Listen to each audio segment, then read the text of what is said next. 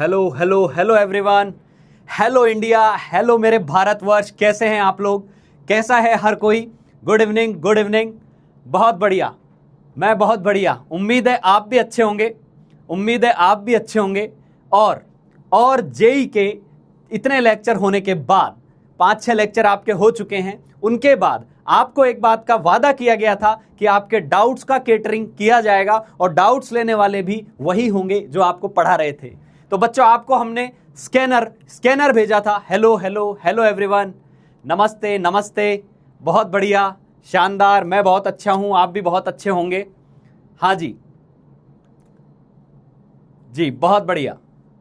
हाँ, आपके जो डाउट्स हमारे पास जो आए थे, आपको एक स्कैनर शेयर किया गया था। उस स्कैनर के बाद एक गूगल फॉर्म खुला था। सभी ने उस गूगल फॉर्म में अपनी अपनी क्वेरीज पुटअप कर दी थी और बहुत अच्छे से पुटअप की। बहुत सारा प्यार मिला, मतलब इतने डाउट्स आए इतने बच्चों के, तो हमें लगा कि यार इतने डाउट आ रहे हैं क्या। सच ये था कि इतना बड़ा जो नंबर था उसमें से डाउट्स लिमिटेड ही थे। बहुत सारा तो बच्चों ने प्यार बरसाया था, है ना। उन्होंने आके बोला था कि सर हमें बहुत मजा आ रहा है, हमें चीजें बहुत आसानी से समझ में आ रही है। और कुछ लोगों के जेन्युइन डाउट्स भी थे। अच्छी चीज ये है कि डाउट्स थे, क्योंकि डाउट्स कब आते हैं? डाउट्स तब आते हैं जब आप उन्हें अटेम्प्ट कर रहे होते हैं। इसका मतलब डाउट्स आ रहे हैं, इसका मतलब मेरी जनता इस बात को फॉलो कर रही है, वो नोट्स रिवाइज कर रही है और रिवाइज करने के बाद क्वेश्चन भी सॉल्व कर रही है।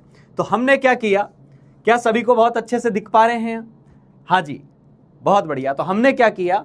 हमने उन डाउट्स को उठाया, पूरी टीम बैठी। फिजिक्स के डाउट अलग बनाए गए, केमिस्ट्री के अलग बनाए गए, है ना। मैथ्स के डाउट है उनको अलग किया गया, क्लियर। और हर डाउट पे कहीं ना कहीं लोग, अभी अपन ने पढ़े ही 5-7 टॉपिक हैं, तो इर्द गिर्द जिनके घूम रहे थे हमने निकाल लिए कि ये कॉमन डाउट्स बच्चों के हैं, क्लियर। और उन कॉमन डाउट्स को लेकर हम आज आ गए हैं। इस वीक के जितने भी डाउट्स हैं आपके सारे कैटर किए जाएंगे। Love you sir, love you too बड़ी, लव यू टू। बहुत बढ़िया, ठीक है भाई। तो चालू हो जाइए अपनी कलम और अपनी कॉपी लेकर, और जो जो डाउट्स हैं उनको आज हम बिल्कुल सिरे से क्लियर करने जा रहे हैं। एक छोटे छोटे बच्चे को जैसे सिखाया जाता है वैसे सिखाते हुए डाउट क्लियर करेंगे, ताकि आने वाले लेक्चर्स में कोई प्रॉब्लम ना हो, ठीक है। चलिए बेटा, बहुत बढ़िया। तो शुरू करते हैं डाउट सेशन को। तो डाउट क्लियरिंग सेशन के अंदर देखो, हमने जो डाउट कंपाइल किए गए थे, डाउट जो कंपाइल किए हैं वो 900+ स्टूडेंट्स के रेस्पॉन्सेस थे। इससे भी कहीं ज्यादा थे। ये नंबर वो वाला नंबर है जो जेन्युइन डाउट्स है, क्योंकि जो बहुत बड़ा नंबर जो था उसमें तो हमारे लिए कभी लाल दिल आ रहे थे, कभी हरे दिल आ रहे थे, कभी लोगों ने बहुत प्यार भरी बातें भी लिखी थी, तो उनका भी बराबर रिस्पेक्ट है। लेकिन हम तो यहाँ एकेडमिक डाउट से क्लियर कर रहे होंगे तो उनकी बातें की जाएगी, क्लियर। चलिए, तो हम लेक्चर 1 से 5 तक के जो भी डाउट्स थे उनको एक बार कंपाइल करके यहाँ ले आए हैं, ठीक है बेटा, ठीक है। चलिए शुरू करते हैं। तो मोटा मोटी कितने टॉप डाउट्स थे यहां पर वो देख लेते हैं। तो देखो, ये जो 900 डाउट्स के आसपास का डेटा था, उनको जब हमने देखा कंपाइल करके कि किस तरीके के, तो मैक्सिमम डाउट बच्चों को आ रहे थे कन्वर्जन फार्मूलाज के अंदर। कन्वर्जन फार्मूलाज के अंदर आ रहे थे कौन से कन्वर्जन फार्मूला? मोल कॉन्सेप्ट जब निकाला जाता है तो कब तो सर आप n/Na कर देते हो, कब मास अपॉन मोलर मास कर देते हो, मास से पार्टिकल, पार्टिकल से मास कैसे निकालना है, आएंगे। अभी मैं ये वाली स्लाइड पे ये बता रहा हूं किस तरीके के डाउट्स मेरे बच्चों को आए। तो अधिकतर जनता जो है यहां लौटी हुई थी, उनको पता था कि मोल में हम अटक रहे हैं। अच्छा, उसमें भी फियर पता है क्या था? अधिकतर बच्चों को टर्मिनोलॉजीज का फियर है कि सर कभी ना ग्राम एटॉमिक मास आ जाता है, कभी एटॉमिक मास आ जाता है, कभी मैं AMU लगा देती हूं, कभी मैं ग्राम लगा देता हूं। बस इतनी छोटी छोटी चीजें आज एकदम क्लियर हो जाएगी। मक्खन मक्खन होने वाली है, और जैसे जैसे चीजें मक्खन होती जाए चैट में लिखते जाएंगे मक्खन, क्लियर। चलो, इसके अलावा दूसरा जो डाउट था, बच्चों के बड़े फिलोसॉफिकल डाउट थे भाई साहब, बड़ी बड़ी बातें थी, है ना। यही तो चाहिए मुझे, यही धुरंधर बच्चे मुझे चाहिए थे जो पूछ रहे सर कार्बन 12 ही क्यों लिया। तो मैं सच बताऊं, अधिकतर बच्चे बातें पूछते ही नहीं है, वो निकल जाते हैं कि 1/12 C12 लिया है, याद कर लेंगे। लेकिन पूछा इसने, बहुत अच्छी बात है, क्योंकि हम ब्रिज कोर्स में यही सिखा के आए थे कि तुझे क्या से क्यों पे आना है, और तू क्यों पे आ गया है तो मेरा आधा पर्पस तो सॉल्व हो गया है। ये क्यों है ये मैं बताऊंगा, क्लियर। तीसरी चीज थी मॉलिक्यूलर ग्राम एटॉमिक मास, क्योंकि बच्चे क्यों कंफ्यूज थे इसके ऊपर, क्योंकि समटाइम्स एटॉमिक आ रहा था, समटाइम्स मॉलिक्यूलर आ रहा था, और फिर आगे ग्राम लगा दे रहे थे। तो इतनी सारी चीजें बम बम दिक्कत हो जा रही थी बच्चों को, क्लियर। तो यहां भी प्रॉब्लम थी, तो इसको भी हम सॉल्व करेंगे। दूसरा, आईसो वाला एक पार्ट हमने पढ़ा था, इसमें बहुत कम बच्चों को डाउट था। 2-5% बच्चे थे जिनको आइसोटोप्स, आइसो इलेक्ट्रॉन इनमें डाउट आ रहे थे, लेकिन हमारे लिए 2-5% नहीं, हमारे एक सिंगल बच्चा भी मैटर करता है। यदि किसी एक का भी कोई डाउट है वो भी कैटर किया जाएगा। क्लियर? हर बच्चा हक रखता है अपना डाउट पुटअप करने का और उसको रिजॉल्व करने का। ठीक है भाई। उसके बाद इलेक्ट्रॉन, प्रोटॉन, न्यूट्रॉन की काउंटिंग की बात थी। अब इजी है, हालांकि जब 6 लेक्चर में मैं आया और मैंने जब क्वेश्चन दिए थे, ये डाउट्स आपके जो हैं 5th लेक्चर तक के ही हैं, तो अधिकतर बच्चे इनको उड़ा रहे थे, दनादन कर रहे थे। 6 लेक्चर के बाद उनका एकदम मक्खन हो चुका था, बट स्टिल मैं लेके आया हूं कि अभी भी किसी का कोई डाउट नहीं रहना चाहिए। क्लियर? क्लियर बेटा, बहुत बढ़िया। फिर एवरेज एटॉमिक मास की बात करेंगे, और एक क्वेश्चन DPP 2 का क्वेश्चन नंबर 10, हे भगवान, इसके तो पीछे ही पड़ गए बच्चे, है ना, क्योंकि मैंने सॉल्यूशन में मॉलिक्यूल्स काउंट किए थे और क्वेश्चन ने पूछा था इलेक्ट्रॉन काउंट करने, तो बेटा थोड़ी सी जिम्मेदारी तेरी भी हो जाती है कि इलेक्ट्रॉन आगे के काउंट कर लो। तो उसमें भी बच्चे बोले कि नहीं सर, आपने इलेक्ट्रॉन काउंट कैसे नहीं किए, अभी कर देंगे। क्लियर? तो it was all about Avogadro number क्या है, इसकी क्यों जरूरत पड़ी, ये Na क्यों आता है, छोटी छोटी बातें हैं, कोई बहुत मोटे डाउट थे नहीं, नामों वाले डाउट थे, तो हम इनको अभी केटर करके चल रहे होंगे। ठीक है बेटा, चलिए तो शुरू करते हैं बेटा, counting of electron, proton, neutron and nucleons. ठीक है, फिर से बहुत अच्छे से एक एक चीज समझा दूंगा। ये जो स्लाइड अभी सामने आ रही है, ये जो स्लाइड अभी सामने आ रही है, इसमें कुछ फॉर्मूलाज लिखे हुए हैं, ये पीपीटी के फॉर्म में तेरे को मिल जाएगी। अभी मैं इन्हीं फॉर्मूलाज को एक नेक्स्ट स्लाइड पर अच्छे से, बिल्कुल अच्छे से एक्सप्लेन करूंगा। ये तो मैंने पहले से लिख के लाया था कि बच्चों को किस तरीके के डाउट्स आ रहे हैं, डेफिनेशंस मैंने जो लिखवाई थी वो क्या क्या थी, बच्चों को कहां दिक्कत आ रही थी। क्लियर? तो एटॉमिक नंबर जो था, एटॉमिक नंबर जो था बेटा, एटॉमिक नंबर हमेशा नंबर ऑफ प्रोटॉन से दिया जाता है, नंबर ऑफ प्रोटॉन से। क्लियर? ये बिल्कुल अच्छे से पता होना चाहिए कि एक एटम की पहचान नंबर ऑफ प्रोटॉन के बराबर होती है, और साथ के साथ इलेक्ट्रॉन के बराबर भी हो सकती है। कब? अब यहां इंपॉर्टेंट पॉइंट क्या है, जब एटम न्यूट्रल हो, जब एटम न्यूट्रल हो। क्लियर बेटा? क्लियर? अब से किसी को प्रोटॉन्स पता करने हैं कितने हैं, तो प्रोटॉन्स वो होते हैं जो सबस्क्रिप्ट में लिखे होते हैं, जो एटॉमिक नंबर होता है वही प्रोटॉन होते हैं। क्लियर? क्लियर? अच्छा, जब आप इलेक्ट्रॉन रख रहे हैं उसके अंदर या इलेक्ट्रॉन उससे बाहर निकाल रहे हैं, न्यूक्लियस पे कोई असर नहीं पड़ रहा, इसलिए प्रोटॉन न्यूट्रॉन की संख्या में परिवर्तन नहीं होता जब आप इलेक्ट्रॉन जोड़ रहे होते हो या इलेक्ट्रॉन घटा रहे होते हो, क्योंकि इलेक्ट्रॉन तो बाहर की दुनिया की चीज है। ये बात समझ में आ रही है? ये बात समझ में आ रही है? क्या इनको नोट्स में लिखना है? नहीं बेटा, इसको सुनना है, आज इसको सुनना है, ये PDF तुझे मिल जाएगा, इसको नोट्स में लिखने की आवश्यकता नहीं है। क्लियर? हमारे पास ऑलरेडी नोट्स हैं इसके, मैं तो तेरी जो चीजें, जो डाउट्स थे, ये सब कुछ ऑलरेडी लिखा हुआ है, इसको लिखने की जरूरत नहीं है, समझना है, सुनना है, और यदि मैं कोई क्वेश्चन देता हूं, एग्जांपल देता हूं, तो उसको करना है। क्लियर? तो एटॉमिक नंबर होता है केवल प्रोटॉन की संख्या। अब मैंने ये भी बताया था, छोटी छोटी बातें बताई थी कि मास ऑफ प्रोटॉन और मास ऑफ न्यूट्रॉन ऑलमोस्ट बराबर होते हैं, और मास ऑफ इलेक्ट्रॉन से काफी काफी काफी ज्यादा होते हैं। प्रोटॉन का मास और न्यूट्रॉन का मास बहुत बहुत छोटा होता है, पर फिर भी दोनों बराबर होते हैं। इलेक्ट्रॉन का उनसे भी छोटा होता है, बहुत ही पाताल में चला गया इलेक्ट्रॉन का मास, तो हम इलेक्ट्रॉन के मास को एटम का मास काउंट करते समय काउंट नहीं करते हैं। समझ में आ गई बात? समझ में आ गई बात? ये एग्जांपल मैंने लेक्चर के दौरान कैसे समझाया था कि तेरे पास 1 करोड़ रुपए हैं, तेरे दोस्त के पास 2 करोड़ रुपए हैं, दोनों ने मिला लिए 3 करोड़ हो गए। एक और तीसरा कोई और आदमी है जिसके पास 1 रुपया और है, उसने भी आप में ऐड करके दे दिया। आपसे पूछा कि यार बताओ आपकी प्रॉपर्टी में कितना इंक्रीमेंट आया, तो तुम बोलोगे ना कि सर मेरी प्रॉपर्टी 1 करोड़ प्लस 2 करोड़, इनको तो जोड़ूंगा, अलग 1 रुपए को क्या जोड़ा जाए। वैसी ही बात हो गई, प्रोटॉन न्यूट्रॉन का मास आसपास है, जोड़ने लायक है, उसको जोड़ देते हैं, इलेक्ट्रॉन को छोड़ देते हैं। तो एटॉमिक मास नंबर जब हम लेते हैं तो प्रोटॉन और न्यूट्रॉन की संख्या ले रहे होते हैं, और उसी को हम बोलते हैं टोटल न्यूक्लियॉन्स। टोटल न्यूक्लियॉन्स, बातें समझ में आती जाएगी, हम मक्खन लिखते जाएंगे। क्लियर बेटा? क्लियर? हाँ जी। अब देख, प्रोटॉन तेरा क्या हो गया, Z के बराबर, प्रोटॉन हो गया Z के बराबर, प्रोटॉन न्यूट्रॉन मिलकर हो गया A एटॉमिक मास नंबर। तो एटॉमिक मास नंबर में से Z घटा देंगे तो न्यूट्रॉन आ जाएगा, न्यूट्रॉन आ जाएगा। न्यूक्लियॉन्स, जो भी न्यूक्लियस का मेंबर है उन सबको एक साथ जोड़ दें, यानी प्रोटॉन न्यूट्रॉन को जोड़ दें, तो न्यूक्लियॉन्स कहलाते हैं। अब इसको मैं एक एग्जाम्पल के थ्रू लूंगा, ये थ्योरी पार्ट था जो हमारे नोट्स में लिखा हुआ है, लिखा हुआ है ना, इसके लिए बिल्कुल भी नहीं घबराना है, ये चीजें बिल्कुल अच्छे से लिखी हुई हैं। ठीक है, अब इस पे सवाल कैसे बनते हैं वो लेते हैं। ठीक है बेटा, तो मान लो, ध्यान से सुनना, ध्यान से सुनना। मान लो मैंने दिया कि कोई एलिमेंट है, कोई एलिमेंट है, और वो एलिमेंट दिया हुआ है आपको X। ठीक है, एलिमेंट दिया हुआ है X, दिया हुआ है भाई, यहां लिखा हुआ है, मान लो यहां ले लेते हैं, कुछ लिखा हुआ है 8, और यहां लिखा हुआ है लेट से 18 और यहां लिखा हुआ है 2 माइनस। अब ये जो नोटेशन है फटाफट आप बताएंगे, इसके अंदर फटाफट बताएंगे नंबर ऑफ प्रोटॉन कितने हैं, नंबर ऑफ प्रोटॉन कितने हैं, नंबर ऑफ प्रोटॉन कितने हैं, नंबर ऑफ न्यूट्रॉन कितने हैं, नंबर ऑफ न्यूट्रॉन कितने हैं और नंबर ऑफ इलेक्ट्रॉन कितने हैं। फटाफट लिख दो, फटाफट लिख दो, इसका मेरे को आंसर चाहिए। यह करना है तेरे को आज कॉपी के अंदर, है ना। जिनको ये डाउट था, मैंने अभी किसका डाउट लिया है, जिसको इलेक्ट्रॉन प्रोटॉन न्यूट्रॉन काउंटिंग करने में दिक्कत आती है। तो बेटा पहली बात तो दिक्कत क्यों आती है, पहली बात तो हमें 20 एलिमेंट याद नहीं है, वो याद करने हैं, वो याद करने हैं, ठीक है। बहुत अच्छे से याद होने चाहिए, मैंने तो बोला था चिपका लेना सामने, ठीक है।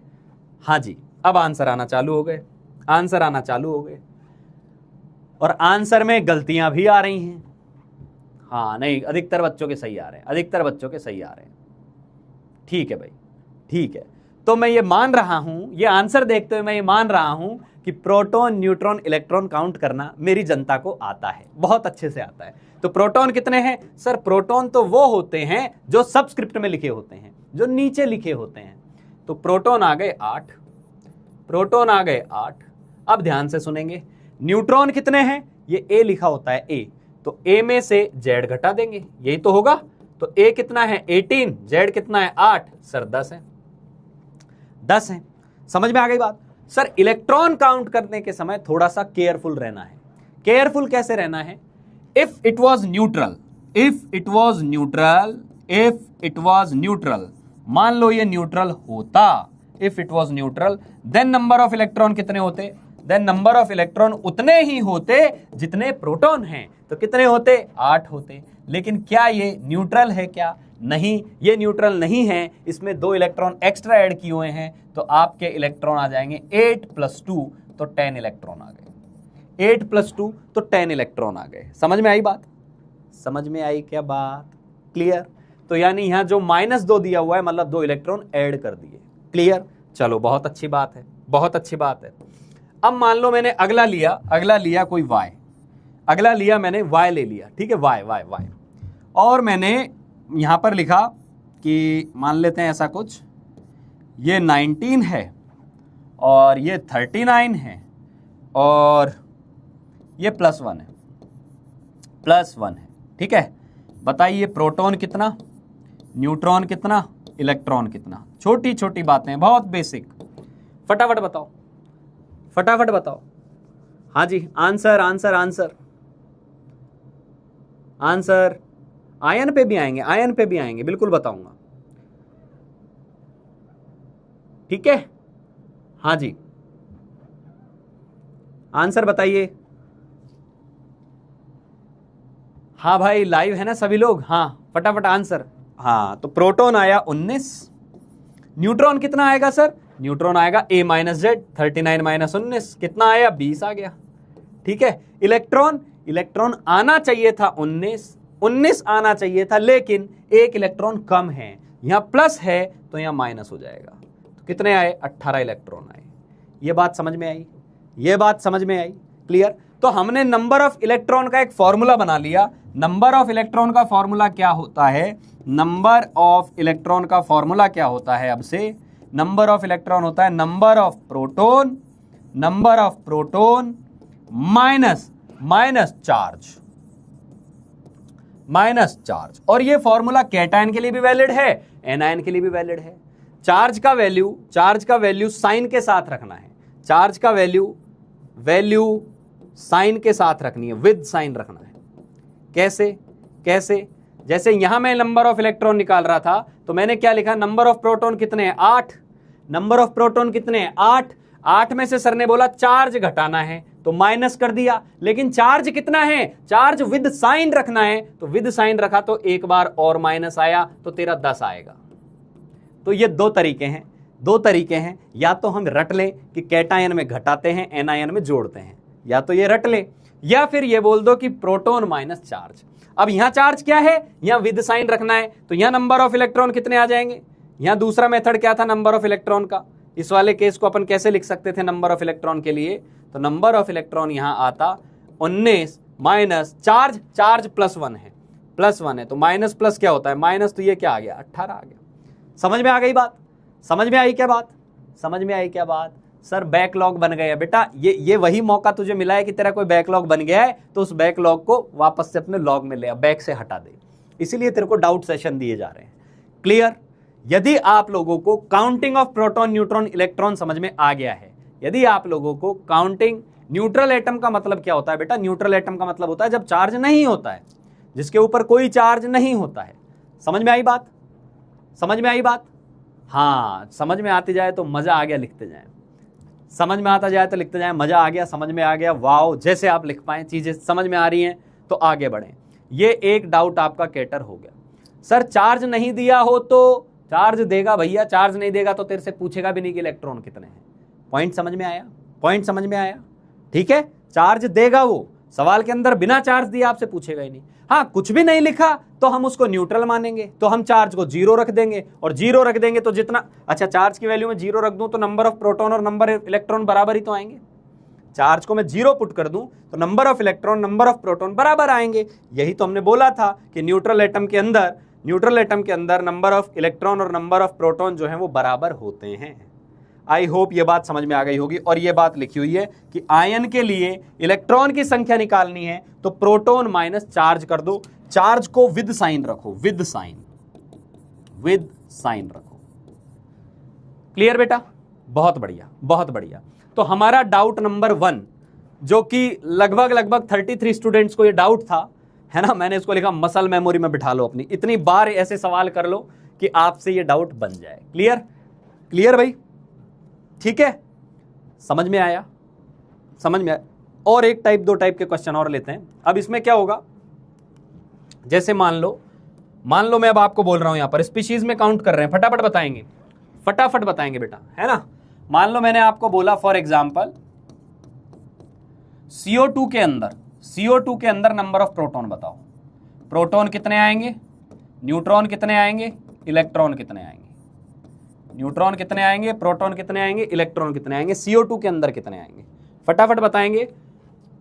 दूसरा, ये 3-4 सवाल करने के बाद सबको क्लियर हो जाना चाहिए कि प्रोटॉन, न्यूट्रॉन, इलेक्ट्रॉन का नंबर कैसे निकालते हैं। NO3 माइनस में कितने आएंगे, NO3 माइनस में कितने आएंगे,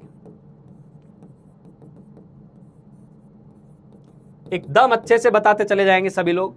ठीक है बेटा, बहुत बढ़िया। हाँ जी, NH4 प्लस के अंदर कितने प्रोटॉन, कितने न्यूट्रॉन और कितने इलेक्ट्रॉन आएंगे, कितने प्रोटॉन, कितने न्यूट्रॉन और कितने इलेक्ट्रॉन आएंगे, NH4 प्लस के अंदर कितने आने वाले हैं। ठीक है, फटाफट लिखेंगे। हाँ जी, NH4 प्लस के अंदर कितने आएंगे, काउंटिंग चालू हो गई। ठीक है, काउंटिंग चालू हो गई। सर टेक्स्ट बड़ा करो, बेटा मैंने क्या बोला, ये जो लिख रहा हूं इस पे ध्यान दे। ये जो लिखा हुआ है ना PDF, ये तो तुझे मिल जाएगा। मैं इसके ऊपर जो भी लिखा हुआ है हर चीज को अगली स्लाइड पर एक्सप्लेन कर रहा हूँ। तो ये तो मैं जानबूझ के छोटा करके लाया हूं इसको, फॉन्ट को, कि ये तुझे लिखा हुआ मिलेगा। तुझे अभी इसको नहीं लिखना, तुझे तो ये जो बता रहा हूं ये चीजें नोट डाउन कर सकता है तू। ठीक है, इनको सॉल्व कर, फटाफट कर। बहुत बढ़िया, चलो जी शुरू करते हैं। हाँ, आंसर आना चालू हो गए हैं, दे दनादन आंसर आ रहे हैं। बहुत बढ़िया, चैट भर दिए एकदम। ठीक है बेटा, गुड। ठीक है, चलो शुरू करें।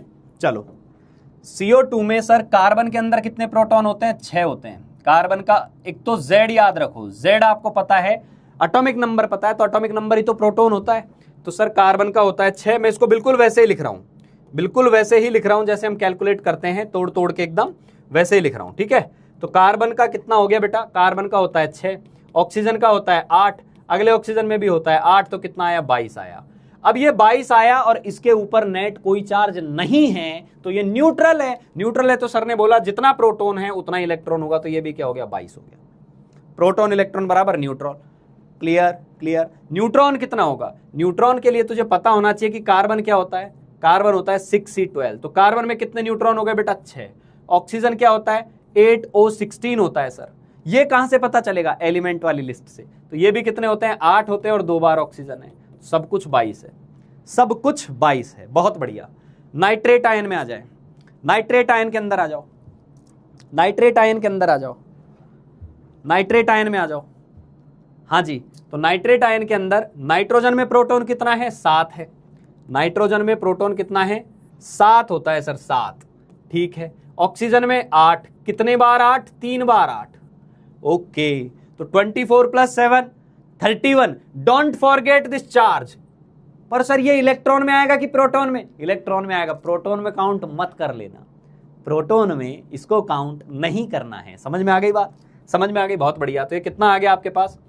24 और 7 31 आ गया। अब इलेक्ट्रॉन कितने होंगे? इलेक्ट्रॉन कितने होंगे? उतने ही होने चाहिए थे, उतने ही होने चाहिए थे जितने प्रोटॉन है। तो सर हमारा तो आंसर 31 आना चाहिए था। नहीं, तुम्हें क्या बोला था?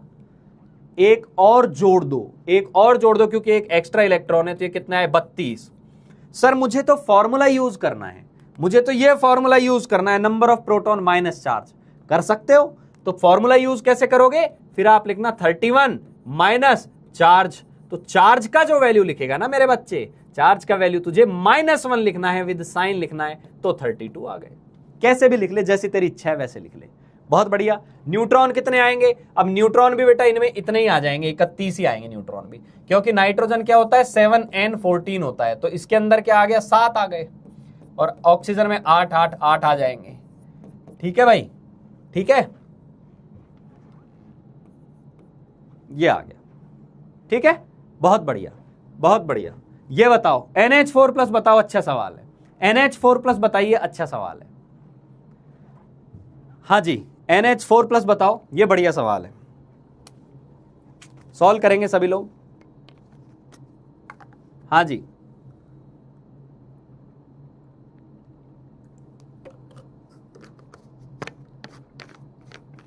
NH4+, बहुत बढ़िया।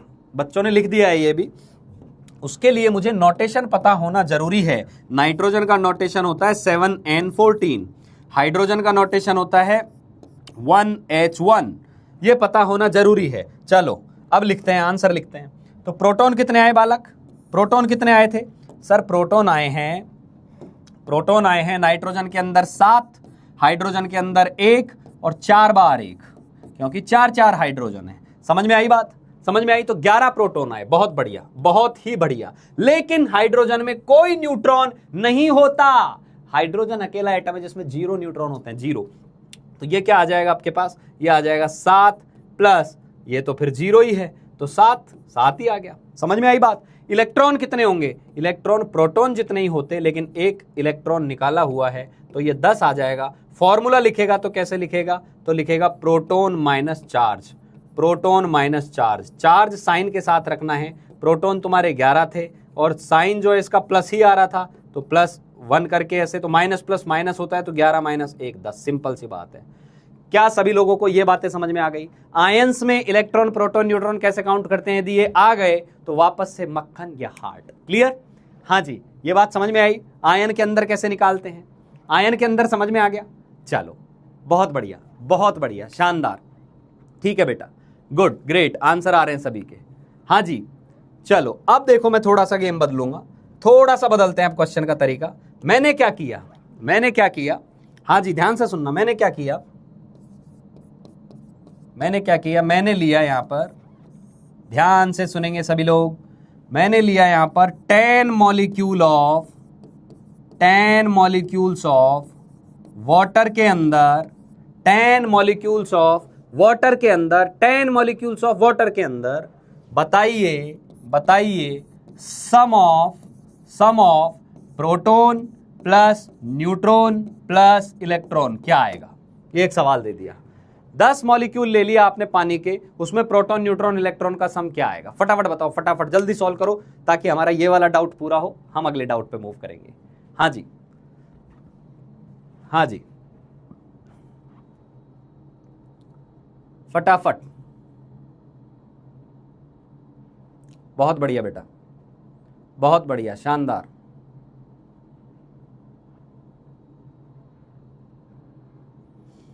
हाँ भाई, फटाफट आंसर दो इसका। Sum of proton plus neutron plus electron क्या आने वाला है 10 मॉलिक्यूल्स के अंदर?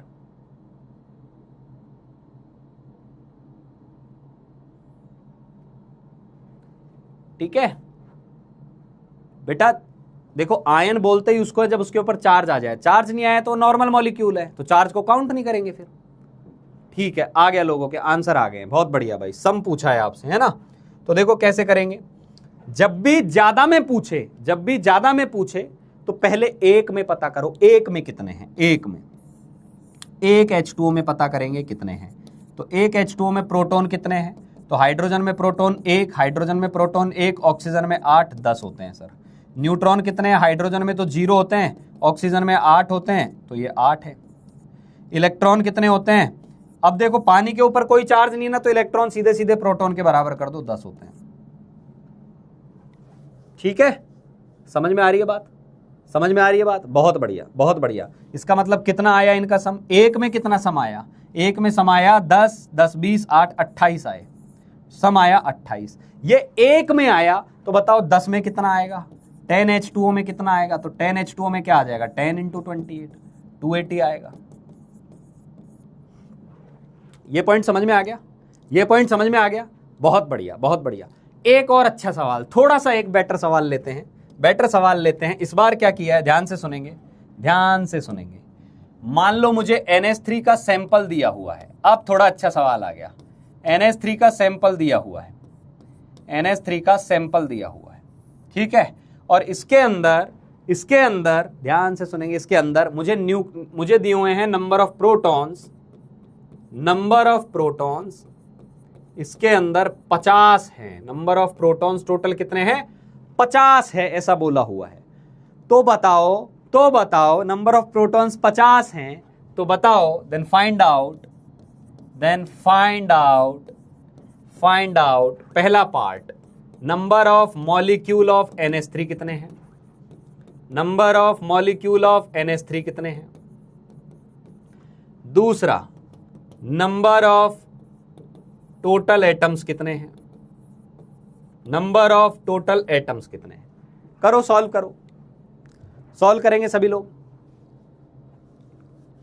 लोग सॉल्व करेंगे बेटा।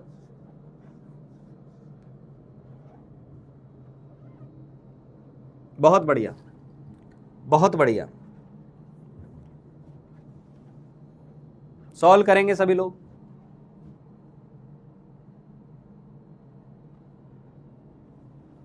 सॉल्व करेंगे, बहुत बढ़िया बहुत बढ़िया, शानदार बेटा।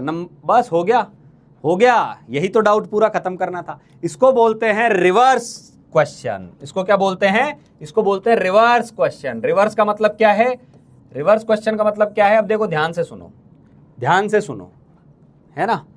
वो जब भी आपको बोले टोटल कितना है, टोटल नंबर आपको दे दे, आपको पता होना चाहिए एक में कितना नंबर है, इनटू नंबर ऑफ मॉलिक्यूल्स कितने हैं।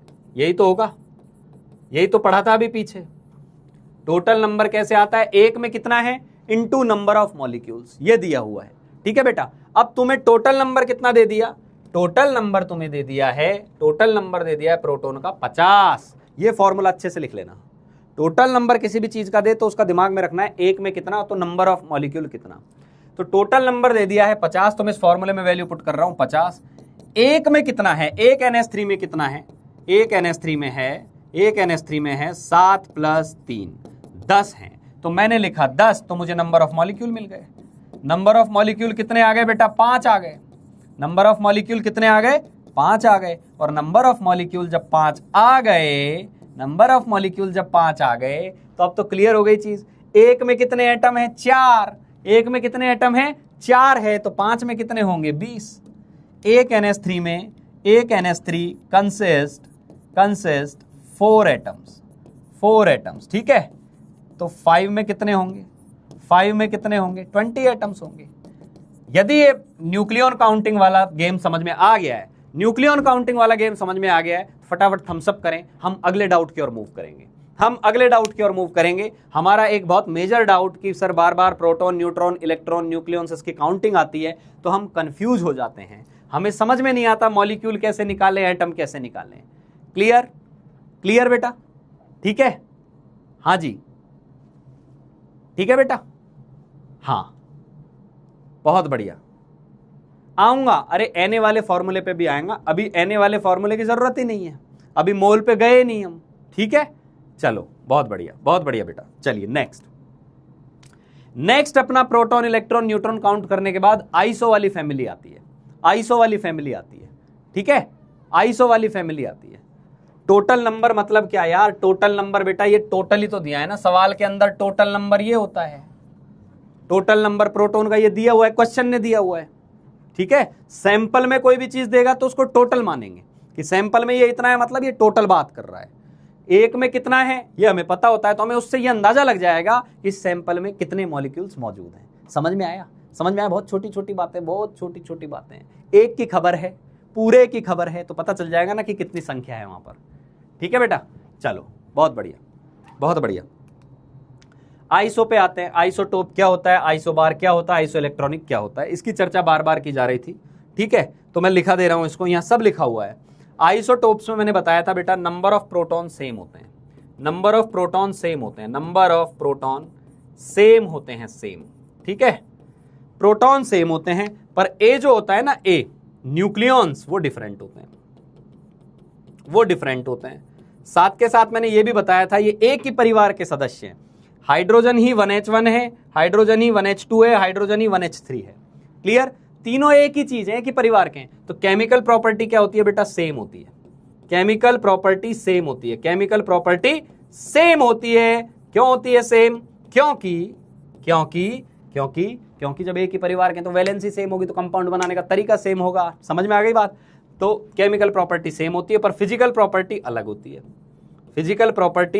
है, वो डिफरेंट होती है। ये आइसोटोप होते हैं, ठीक है बेटा, ये आइसोटोप होते हैं, ठीक। हाँ जी, सेम एटॉमिक नंबर लेकिन different atomic mass number. Isobar में मैंने बताया था बेटा, बार मतलब भार मतलब वेट मतलब मास।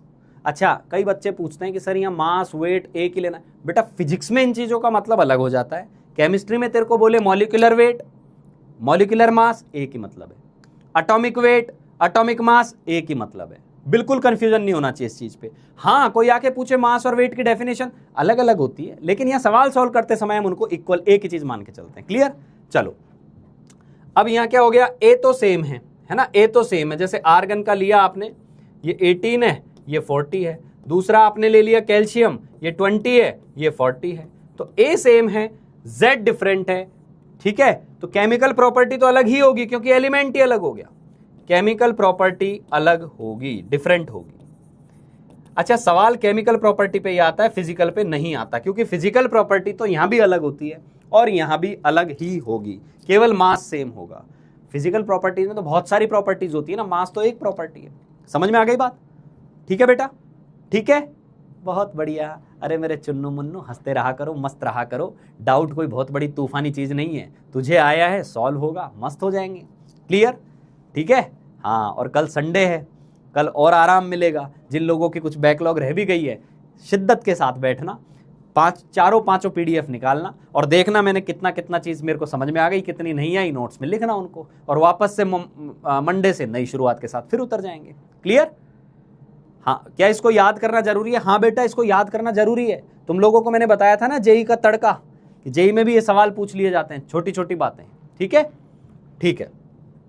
आइसोटोन्स, आइसोटोन्स क्या होते हैं? आइसोटोन्स, देखो टोन किसके नाम में आता है? न्यूट्रॉन। तो आइसोटोन मतलब जिनमें न्यूट्रॉन का वैल्यू सेम हो। न्यूट्रॉन मतलब क्या होता है? ए में से जेड घटा दो। जैसे मान लो मैंने लिया सिलिकॉन, ले लिया, ये 14 होता है, ये 30 होता है। ठीक है।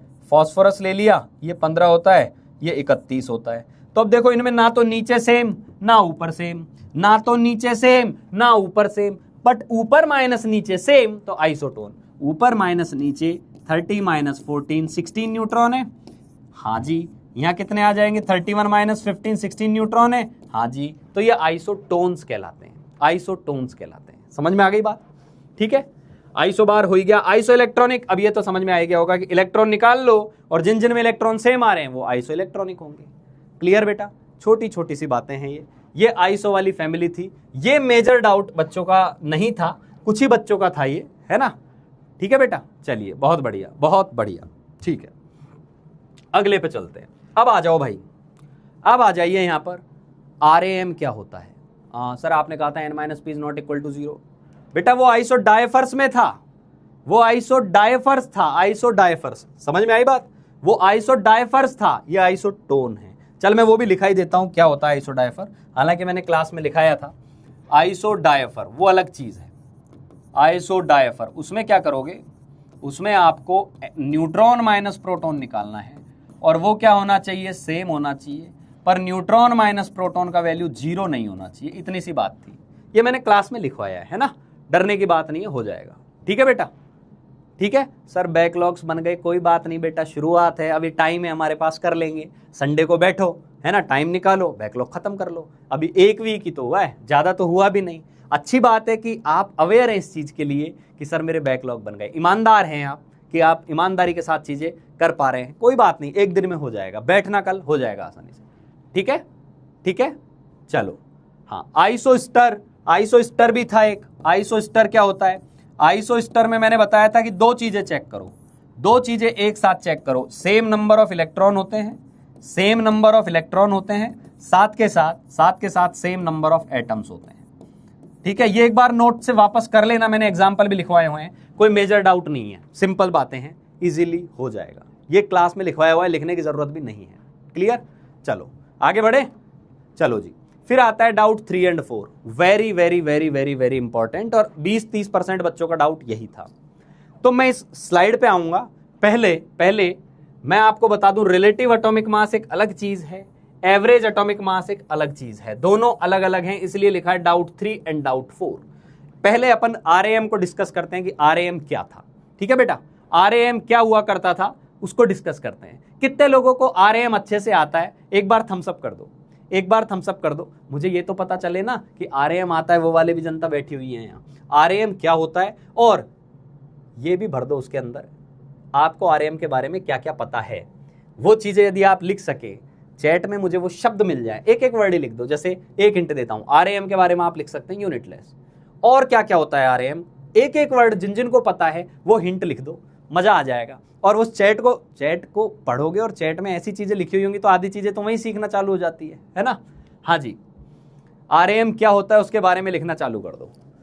ठीक है बेटा, हाँ, RAM क्या होता है, RAM क्या होता है। एक ने लिखा यूनिटलेस, हाँ ये तो मैंने हिंट दिया, बहुत बढ़िया। एक बच्चा लिख रहा है नंबर ऑफ न्यूक्लियॉन्स।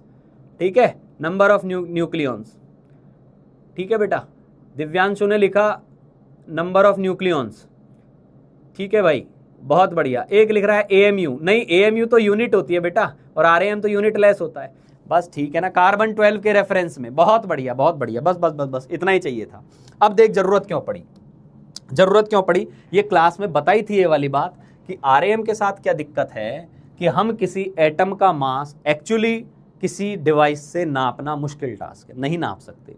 तो पुराने लोग क्या करते थे, पुराने लोगों ने बोला यार फिर तो यहाँ किसी चीज को बेस तो मानना पड़ेगा ना, ये तो मानना पड़ेगा ना कि एक की वैल्यू मान लेते हैं कि कुछ है। तो इन्होंने सबसे पहले हाइड्रोजन को मान लिया और हाइड्रोजन के रेफरेंस में दूसरे का मास निकाल लिया। कैसे? उन्होंने बोला कि काम करते हैं, तराजू लेते हैं, इस तराजू के अंदर ये दो पलड़े हो गए आपके, ये तराजू आई और तराजू के अंदर ये दो पलड़े हो गए, ये मैंने क्लास में भी समझाया था आपको।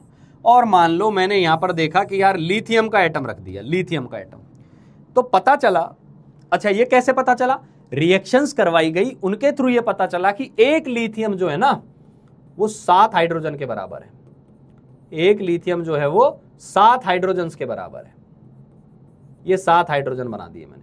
ठीक है बेटा, 7, एक लिथियम 7 के बराबर है, तो बोल दिया हमने, क्या बोला, mass of lithium atom, mass of lithium atom is 7 times of hydrogen atom, 7 times of hydrogen atom. यही रिलेटिव एटॉमिक मास है बस, और हाइड्रोजन को क्या माना हुआ है, 1 माना हुआ है। तो ये बात थी। ठीक है, तो RAM का फॉर्मूला क्या बन गया, RAM का फॉर्मूला बन गया, कॉपी में लिखा हुआ है, केवल समझना है, सुनना है, लिखने की आवश्यकता नहीं है। RAM का फॉर्मूला था कि हम किसी की एटम का मास निकालने के लिए, मास ऑफ एन एटम निकालने के लिए हम क्या करते हैं, पहले हाइड्रोजन के एटम से कंपेयर करते हैं, मास ऑफ 1 हाइड्रोजन एटम से कंपेयर करते हैं, और फिर हम देखते हैं कि इस रेशियो की वैल्यू क्या आ रही है। ये रेशियो जितना आएगा वो उसका एटम का मास हो जाएगा। अब देखो दोनों ही तरफ क्या था, मास था, यहां भी मास था, यहां भी मास था, तो ये यूनिटलेस नंबर है, यूनिटलेस नंबर है। फिर मैंने आपको क्लास में बड़े अच्छे से, जिन लोगों ने सुना है बहुत अच्छी बात है, हाइड्रोजन के बाद प्रॉब्लम थी, हाइड्रोजन हर किसी के साथ जुड़ नहीं पाता था, कंबाइन नहीं हो पाता था, तो हाइड्रोजन को हटाया और हाइड्रोजन की जगह किसको ले लिया गया? हाइड्रोजन की जगह लिया ऑक्सीजन को। क्या बताओ, डिनोमिनेटर सही लिखा है क्या? क्या डिनोमिनेटर सही लिखा है क्या, या इसमें कुछ करेक्शन करना है? क्या डिनोमिनेटर सही लिखा है या कोई करेक्शन होगा? फटाफट बताओ। हाइड्रोजन की जगह ऑक्सीजन कर दिया, तो क्या ये सही है क्या? क्या ये सही है क्या? मैं आपसे पूछ रहा हूं ये वाली बात, you have to respond about it. क्या यहां मास ऑफ OE आएगा? बच्चों ने ये बातें पूछी है मेरे से, पूछिए, इसीलिए इस पे जोर दे रहा हूं। यहां मास ऑफ ऑक्सीजन आएगा या कुछ और आएगा? बच्चे बोल रहे हैं सर हाँ, बहुत बढ़िया बहुत बढ़िया, आ गया आंसर, आ गया सर। यहां पर 1/16 आएगा, 1/16 आएगा। समझ में आ गई बात? समझ में आ गई बात? अच्छा, तब तक आइसोटोप्स की डिस्कवरी नहीं हुई थी, तो लोगों को लग रहा था ठीक है ऑक्सीजन का मास 16 होता है इसको। अच्छा, फिर एक बच्चों ने, कईयों ने ये भी पूछा सर ये 1/16 लेते क्यों है? क्योंकि हमें नीचे हमेशा 1 बनाना है। हाइड्रोजन को आपने 1 माना था ना, तो उसके बराबर का डेटा बनाना है आपको। तो सर इसको 16 रख देंगे तो फिर दिक्कत हो जाएगी। ऊपर से हाइड्रोजन से जो जो चीजें आपने निकाली हैं और जो ऑक्सीजन से आप निकालेंगे बिना 1/16 के, वो सब अलग अलग आएगी, तो फिर तो स्केल गलत हो गया ये। तो इस स्केल को उसके बराबर बनाने के लिए 1/16 मास लिया। अब हो गई डिस्कवरी ऑफ आइसोटोप्स। तो एक चीज पता चली, क्या पता चली? ये पता चली कि इसका मास एक्चुअल में 16 नहीं होता, 16 नहीं होता, 16 से थोड़ा सा ज्यादा होता है, फ्रैक्शनल में आता है। क्यों? एवरेज वाला मास। याद आ रहा है? तो इन्होंने बोला चलो इसको भी हटाओ, अब हम आइसोटोप लेंगे कार्बन का। तो तेरे दिमाग में बात आती है, हम यहां भी तो आइसोटोप लिख सकते थे, मास ऑफ O16। हाँ लिख सकते थे, पर कार्बन की खूबसूरती यह है, कार्बन ज्यादा से ज्यादा एलिमेंट्स के साथ जुड़ता है। कार्बन को स्टैंडर्ड क्यों माना गया? अबंडेंट ज्यादा है, ज्यादा से ज्यादा मिलता है, और लाइव ऑर्गेनिज्म में भी मिलता है, जिंदा चीजों में भी मिलता है, मरी मुर्दा चीजों में तो मिलता ही है, जिनमें जान नहीं उनमें तो मिलता है, जिंदा वालियों में भी मिलता है।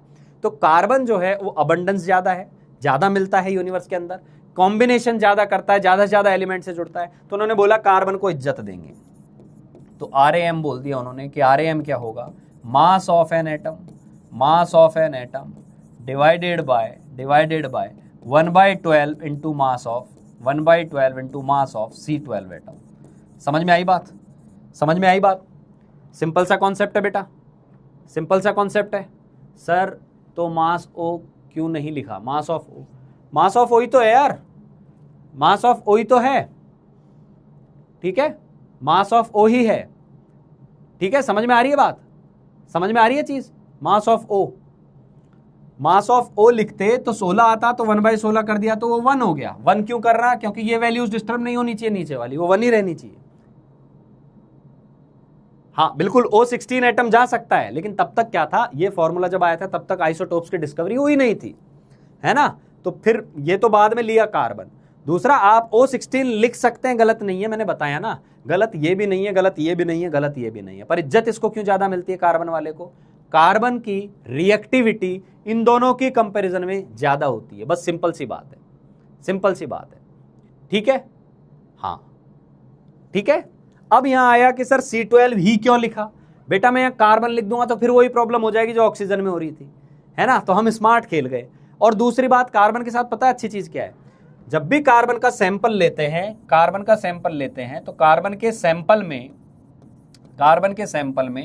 कार्बन 12 भी होता है, कार्बन 14 भी होता है, मैक्सिमम यही होता है, मैक्सिमम यही होता है। ये नेग्लिजिबल होता है, नेग्लिजिबल होता ही नहीं है लगभग, तो होता ही नहीं है। तो इसके मास की जो वैल्यू आएगी वो ऑलमोस्ट 12 ही आएगी, ऑलमोस्ट 12 ही आएगी। तो मैं यहाँ कार्बन ना लिखकर C12 भी लिख रहा हूं तो उसका मतलब भी कार्बन ही है, ठीक है बेटा। समझ में आ गई बात? अब यदि RAM समझ में आ गया है, RAM समझ में आ गया है, तो अब मैं आगे एक लाइन और लिख देता हूं इसकी। मास किससे डिसाइड होता था? मास डिसाइड होता था प्रोटॉन और न्यूट्रॉन से मिला के, अभी पढ़ के आए हैं पीछे। तो ऊपर वाली चीज आ गया एटम का मास नंबर, यानी number of nucleons in atom, या mass of nucleons in atom, यही आएगा, mass of nucleons in atom, mass of nucleons in atom. और नीचे क्या आएगा बेटा? नीचे क्या आएगा? 1/12 into mass of 12 nucleon, mass of 12 nucleon, क्योंकि कार्बन के अंदर 6 प्रोटॉन 6 न्यूट्रॉन होते हैं। ये सब कॉपी में लिखाया हुआ है, केवल सुन, आज तुझे सुनना है बैठ के, ठीक है बेटा। तो 12 से ये 12 कटा तो नीचे आया मास ऑफ 1 न्यूक्लियन। तो ऊपर आ रहा है बहुत सारे न्यूक्लियंस का मास, नीचे आ रहा है एक न्यूक्लियन का मास। तो RAM क्या आ गया, यह लिख देता हूं, RAM आ गया नंबर ऑफ न्यूक्लियंस, RAM आ गया नंबर ऑफ न्यूक्लियंस। समझ में आई क्या बात, समझ में आई क्या बात? नंबर ऑफ न्यूक्लियंस, यानी हम A को ही RAM बोलते हैं, जो A था, जो प्रोटॉन प्लस न्यूट्रॉन था, उसको ही हम RAM बोलते हैं। ये इतनी सी बात है। समझ में आ गया तो वापस हार्ट, समझ में आ गया तो वापस हार्ट। ठीक है बेटा? सर सारे डाउट्स क्लियर हो रहे हैं, होंगे ही, होना ही पड़ेगा। तुझे डाउट्स आए, मैं लेके आ गया कि ले बेटा डाउट्स कैसे आए तुझे, है ना? और अभी तो हम यहीं से संभालना चालू कर दे रहे हैं। पता चले बाद में डाउट्स पूछे, पुराने डाउट से क्लियर नहीं हुए तो बाद में तो बहुत सारे हो जाते। क्लियर? ठीक है बेटा? रिएक्टिविटी की बात है तो सोडियम, हाँ बेटा रिएक्टिविटी सोडियम को भी लिख सकते थे, कोई गलत नहीं है, पर सोडियम की इतनी भी ज्यादा नहीं होनी चाहिए कि आप हवा में ही नहीं रख पाओ चीज को। सोडियम को पता है ना, केरोसिन में छिपा के रखा जाता है, क्योंकि वो हवा में आ जाएगा वहीं रिएक्ट कर गया, तो उसका एक्सपेरिमेंट कहां से करेंगे? तो रिएक्टिव हो लेकिन इतना भी ज्यादा नहीं हो कि हम किसी उसको बाहर लेके लैब में काम ही ना ले सके। ठीक है बेटा, बहुत बढ़िया, लव यू ऑल, बहुत बढ़िया। ठीक है, ये RAM की कहानी थी। ठीक है, अब पता है प्रॉब्लम क्या आई? प्रॉब्लम नंबर सुनिए, प्रॉब्लम नंबर ऑफ न्यूक्लियंस। ये बहुत बड़ा डाउट था, बहुत इंपॉर्टेंट बात बोलने जा रहा हूं। नंबर ऑफ न्यूक्लियन हमेशा और हमेशा और हमेशा एक पॉजिटिव इंटीजर वैल्यू होता है, फ्रैक्शन में नहीं होता। तो RAM की भी जो वैल्यू होती है ना, वो एक इंटीजर वैल्यू ही आनी चाहिए। बहुत सही बात है, बच्चों को समझ में भी आ गई। लेकिन कुछ क्वेश्चंस में बच्चों ने देखा RAM की वैल्यू फ्रैक्शन में दी हुई है। क्लोरीन का RAM 35.5 लिखा हुआ है, तो ये क्यों लिखा हुआ है? तो बेटा वो RAM की वैल्यू जो थी ना, वो एवरेज RAM है, एवरेज RAM। ये एवरेज का क्या रायता है? एवरेज का रायता ये है कि क्लोरीन एक 35 वाला ही नहीं मिलता, 37 वाला भी होता है। तो RAM किसी एक आइसोटोप के लिए बात कर रहे हो, ध्यान से सुनेंगे मेरे शब्दों को। RAM एक ही आइसोटोप के लिए बात कर रहे हैं, एक एक एक एक, एक। समझ में आ रहा है? सर इतना क्लोज आ रहे हो, आ गया ना ले। RAM एक आइसोटोप के लिए अपन बात करें, है ना, RAM एक आइसोटोप के लिए बात करें तो एक आइसोटोप जो है उसके लिए RAM पॉजिटिव इंटीजर होगा। ठीक है बेटा? लेकिन लेकिन लेकिन बहुत सारे आइसोटोप्स का सैंपल हो गया तो वो तो एवरेज मास आएगा, तो वो तो फिर फ्रैक्शन में आ ही सकता है। समझ में आ गई बात? समझ में आ गई बात? ठीक है बेटा? ठीक है, हाँ एकदम तेरे को बिठा के यूं एकदम मिलके कि अब आ गया तेरे को समझ में मेरा प्यारा बच्चा। ठीक है, गुड, चलो बहुत बढ़िया। हाँ जी, लड़ाई वड़ाई बंद कर दो, है ना, आपने नंबर बताना बंद कर दो, अब हो गया वो टाइम गया यार, बार बार उसको बताना चालू करते हैं। ठीक है, चलिए जी, चलिए। तो ये RAM की कहानी थी। तो मेरे हिसाब से RAM वाली बातें ये एक इस पॉइंट पर बिल्कुल अच्छे से कवर हो गई होगी सभी की। RAM वाली बातें अपन देखें तो एक एक बच्चे की क्लियर हो जानी चाहिए कि ये एक रेशियो होता है, इसलिए यूनिटलेस होता है। यस, वी आर डन, इस पे नो डाउट एनी मोर।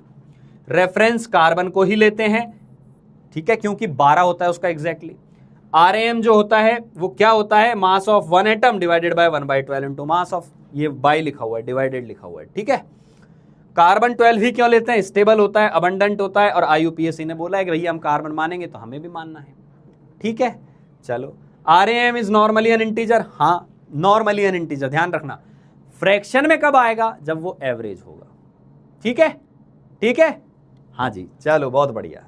ठीक है, अब चलते हैं एवरेज की तरफ। एवरेज की जरूरत क्यों पड़ी? एवरेज की जरूरत क्यों पड़ी? ठीक है, एवरेज की जरूरत क्यों पड़ी भाई? हाँ, इससे भी आगे लेते हैं, हाँ इससे भी आगे लेते हैं। एवरेज की जरूरत क्यों पड़ी? एवरेज की जरूरत इसलिए पड़ी, एवरेज की जरूरत इसलिए पड़ी कि जब भी कोई एलिमेंट का सैंपल लेते हैं, जब भी कोई एलिमेंट का सैंपल लेते हैं तो पता चलता है कि उसके अंदर more than one type of isotope पाए जाते हैं, more than one type of isotope पाए जाते हैं। अब अभी तक हमने जो RAM निकाला वो तो एक ही एटम का निकाला था, हमें तो ऐसा लग रहा था डाल्टन अंकल के अकॉर्डिंग कि दुनिया में एक ही टाइप का एटम होता है, लेकिन सच तो अलग है ना भैया, सच तो अलग है, आइसोटोप भी मिलते हैं। तो फिर क्या करना पड़ेगा? मान लो मैंने लिया क्लोरीन का सैंपल, तो क्लोरीन के अंदर क्लोरीन 35 वाला भी है, क्लोरीन 37 वाला भी है। क्लियर? तो हमें देखना होगा कितना कितना है, तो कितना परसेंटेज है इसका, तो इसको बोलते थे अपन परसेंटेज अबंडेंस। इसको क्या बोलते थे? Percentage abundance. परसेंटेज अबंडेंस की बात हम करते थे कि परसेंटेज अबंडेंस कितनी है, तो परसेंटेज अबंडेंस इसकी थी 75%, इसकी थी 25%। ये कैसे पता चलेगा? सवाल देगा, नेचर में ऐसा होता है। समझ में आ गई बात? तो बेटा हम पता कर लेंगे ना कि इसका मास कितना। अब ऐसे सोचा करो, जब भी परसेंटेज दे तो ऐसे सोचो कि हमारे पास टोटल 100 एटम है। कितने हैं? 100 एटम है। उन 100 में से 75 एटम 35 का मास कैरी करते हैं और 25 एटम 37 का मास कैरी करते हैं। तो इनका मास कितना आया? इनका मास आया 75 इंटू 35। इनका मास कितना आया? 25 इंटू 37। टोटल मास कितना आया? इन दोनों को जोड़ देंगे तो एवरेज कितना आया? एवरेज कैसे निकालते हैं? टोटल डिवाइडेड बाय कितनों का मास था, यानी संख्या से डिवाइड कर दो।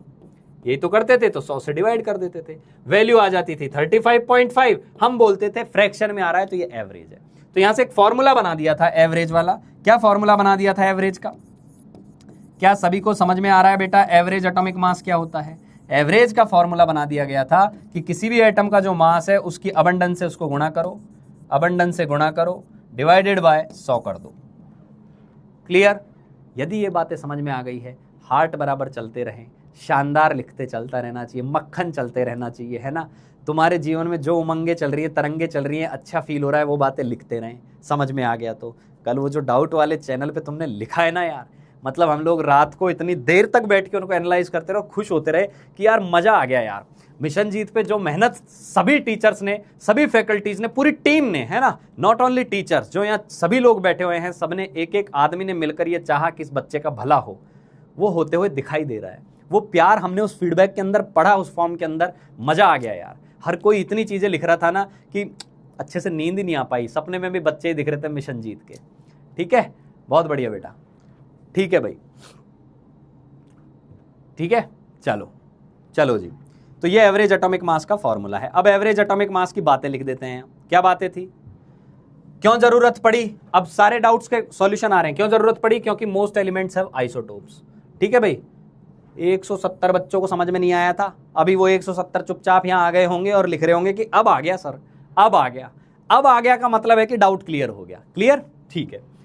वेटेड मीन, वेटेड मीन मतलब आपने एवरेज लिया हुआ है परसेंटेज नेचुरल्स को यूज करके। ये जो लिखा हुआ है इन पर मत जाना, है ना, अंग्रेजी लिख दी है। समेशन मतलब सम, अबंडेंस और मास से गुणा कर दो, फिर उसका सम कर दो यानी जोड़ दो, और फिर डिवाइडेड बाय 100 कर दो। ठीक है, फिर क्लोरीन वाला एग्जांपल दिया हुआ है, और ये भी लिखा हुआ है कि आप आगे जो पीरियोडिक टेबल लेके आएंगे ना, उसके अंदर यही वैल्यू लिखी होती है, एवरेज वाली वैल्यू लिखी होती है। क्लियर बेटा? क्लियर? चलिए, तो ये वाला डाउट भी अपना यहाँ क्लियर होता है। आगे बढ़ते हैं अब। नेक्स्ट, एवोगाड्रो नंबर क्या था, और ये पांचवा और छठा डाउट है, एवोगाड्रो नंबर क्या था, और ये डीपीपी नंबर 2 के क्वेश्चन 10 का रहस्य क्या है? ये कौन सी मिस्ट्री है जो सारे बच्चे इसके पीछे लपक के पड़े हुए हैं? क्लियर? तो बहुत सारे बच्चों ने ये क्वेश्चन जो है फ्लैग किया था कि सर ये डीपीपी 2 का क्वेश्चन, बिल्कुल अच्छी बात है, क्योंकि वो ये बताना चाह रहे थे कि सर देखो मैंने सही कर लिया है ना, लेकिन सॉल्यूशन में वो सही नहीं की। बताऊंगा उसमें कहां तक वो बात सही थी और क्या उसमें ऐड करना था। 10 से गुणा करना था, वो सही हो जाएगा। ठीक है? ठीक है बेटा? हाँ जी, ठीक है बेटा। रेशियो गिवन है तो रेशियो से गुणा कर देना, रेशियो गिवन है ना तो रेशियो से गुणा कर देना, और रेशियो का सम कर देना नीचे। भाई 20% 80% दिया है तो 20 और 80 से गुणा करो, 100 से डिवाइड कर दो। मान लो रेशियो दिया है 2 और 5, तो 2 और 5 से गुणा कर दो, सम फिर 7 करना, 2 + 5 करना। क्लियर? क्लियर? बहुत बढ़िया, बहुत बढ़िया, शानदार। ठीक है बेटा, चलो अब चलते हैं। सर ये एवोगाड्रो नंबर चीज कहां से आई, एवोगाड्रो कहां से आया? चलो अब लिखते हैं, इस पर भी आएंगे। फिर से समझने के लिए एक खाली स्लाइड लेते हैं, वहां सब कुछ समझाते हैं, वापस इसको डिस्क्राइब करते हुए आएंगे। ठीक है?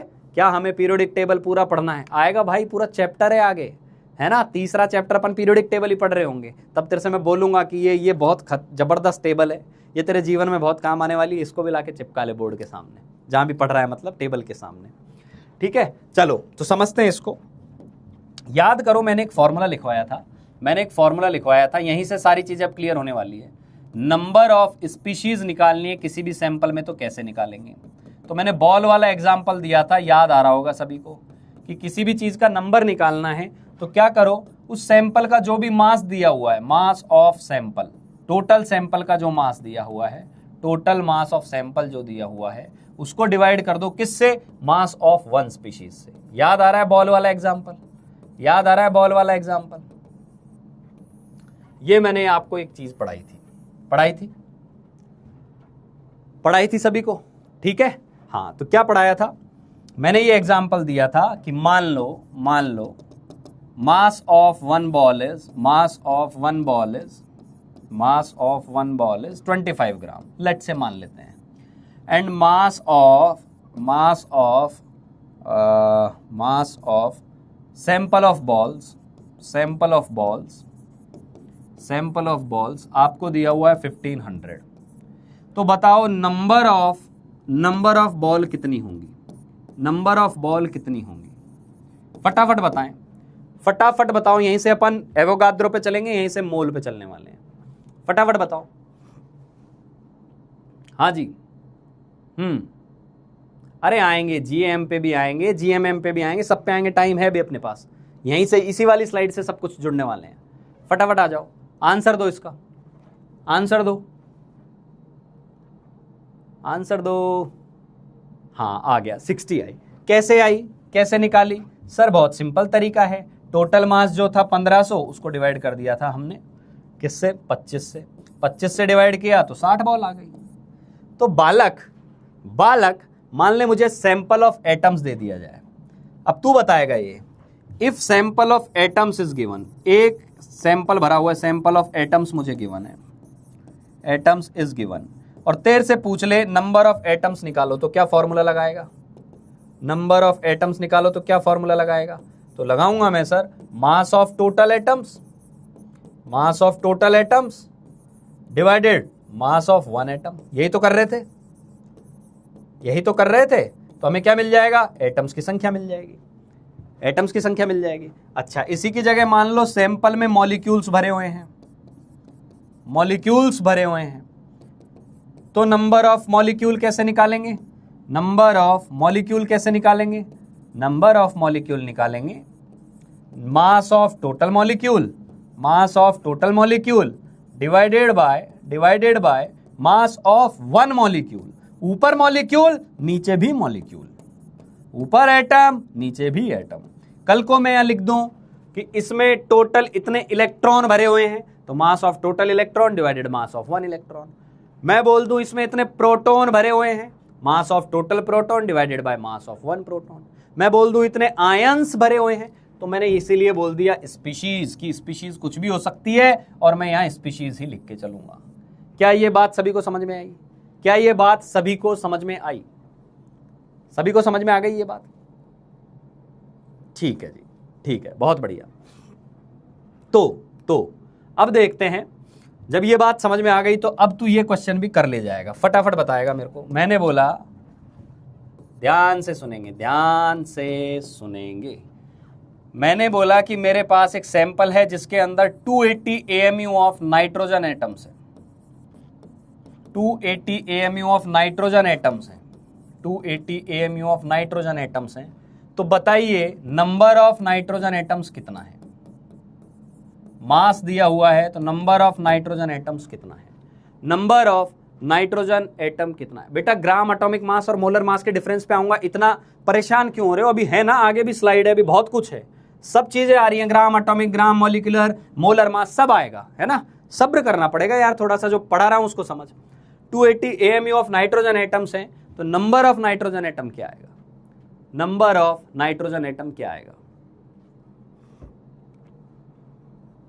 ठीक है, बहुत बढ़िया। 20 आ गए। कैसे निकाले?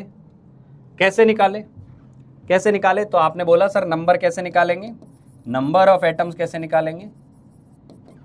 मास ऑफ टोटल एटम्स जो कि 280 AMU है, और मास ऑफ एक नाइट्रोजन एटम का मास कितना होता है सर? 14 AMU होता है। तो सर AMU से AMU कैंसल आउट हो गया, और हमारे पास आ गए 20 एटम्स आए, 20 एटम आ गए। समझ में आ गई बात?